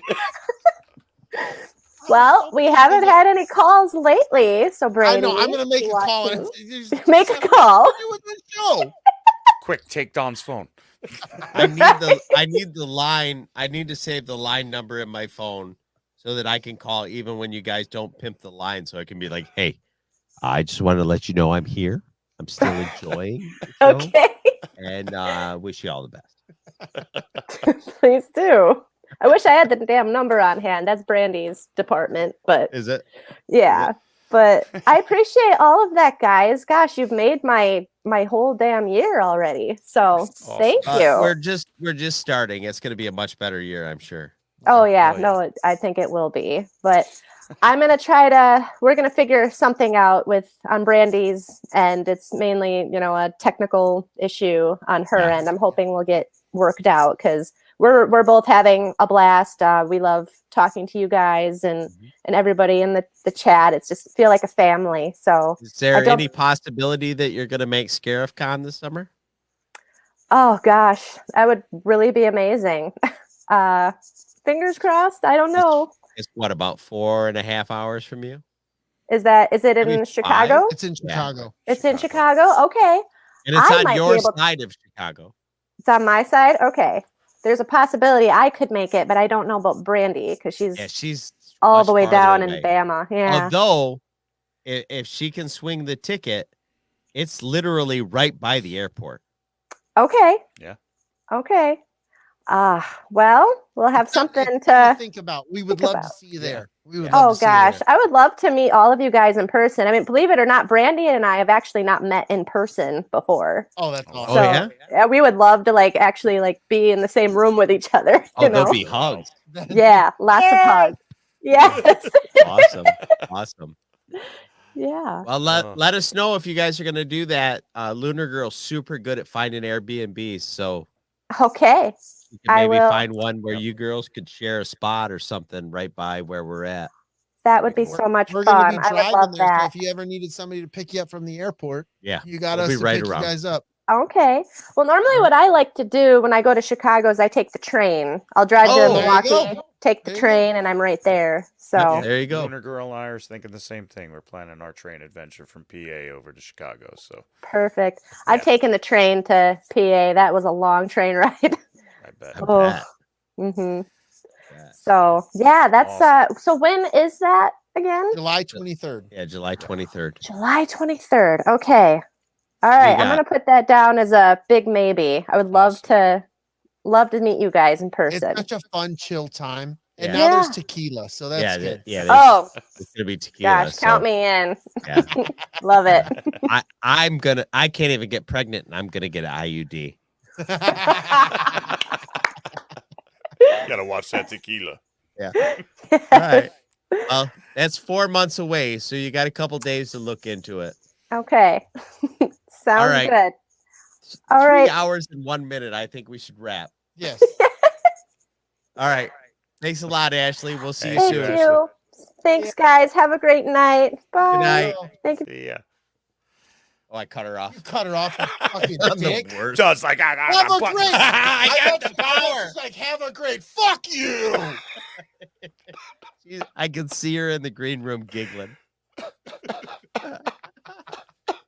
All right, everybody, make sure that you like this video if you're still here. I know it's been a minute. Reviews would be great. Like, we'd love reviews, but we sure don't see them an awful lot. Right. Mhm. We would really like. Brady's especially checking on- right now. No, I checked before the show. We didn't Oh. have any, especially on yeah, but iTunes. it's been 3 hours. It's been They had a minute. week. Yeah, if you do, Brady's gonna go ahead and read it live, even if it's embarrassing. Yeah. I don't care. Even if it's about how his beard smells at night. You smell different when you're awake. That's what I'm It's saying. true. It's true. It's true. What up, Brady's beard? What up, my beard? My beard. My beard. Talking about my beard. My beard. Please make sure you subscribe. Where you get your podcast? Yeah, Oh, what you said. right. Follow us on social media. Interact with us on Instagram, Twitter, Facebook. Brady, tell these guys where they can find you. You can find me on Instagram and Twitter at lowercase o 0 capital BIG underscore capital LOVIN 0 lowercase o. And once again, that's on Instagram and Twitter. I got to get my shit together. Don, get your shit together and tell these people where they can find you. They can find me at Jetfire1979 on the tweets and the twits and the twats. And I'm DellaSnooch on Instagram. You know where else they can find us? We're on Snapchat. No, we're not. Nope. TikTok. Fuck. We're on TikTok. Snapchat. We're not on Snapchat. Oh, fuck. They're all the same. I'm old. Fucking boomer. Goddamn snappity snoops. We're on the TikToks. Look us up on the TikToks. You know what? Hold on. Where can they find you, Chris? Jesus. Damn it.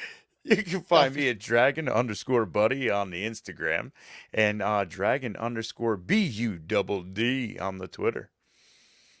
Nice. You know why? Double the D for double the pimpin'. Oh, right. Big pimpin'. Pimpin'. Well, not really, but yeah. Okay. Luna girl, I'm not doing your Snapchats. Don't worry about it. We're not getting to snappy. You know what? I downloaded Snapchat once and because my wife had it. And when she told me that she wasn't going to Snapchat me pictures of her boobs, I'm like, I'm out. And I deleted that shit. I don't get boob snaps. I'm out. I got no use for this unless there's disappearing pictures What of a your titties. waste of Holy space. fuck, man. What happened? We have 22 likes. On this Yes. episode? Yes. That's all because of Dominic. Thank you, Dominic.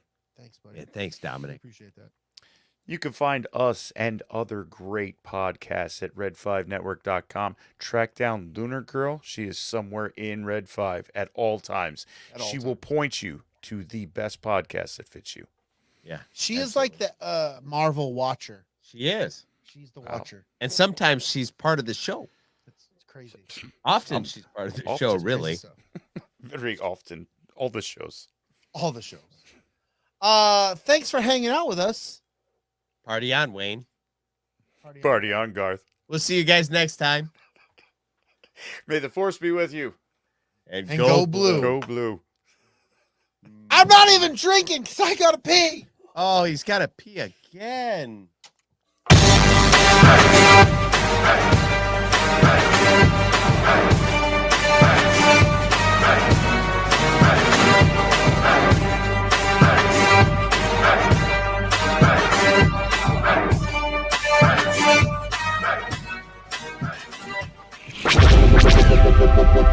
This podcast is part of the Red 5 Network. For more Red 5 Network podcasts, visit red5network.com.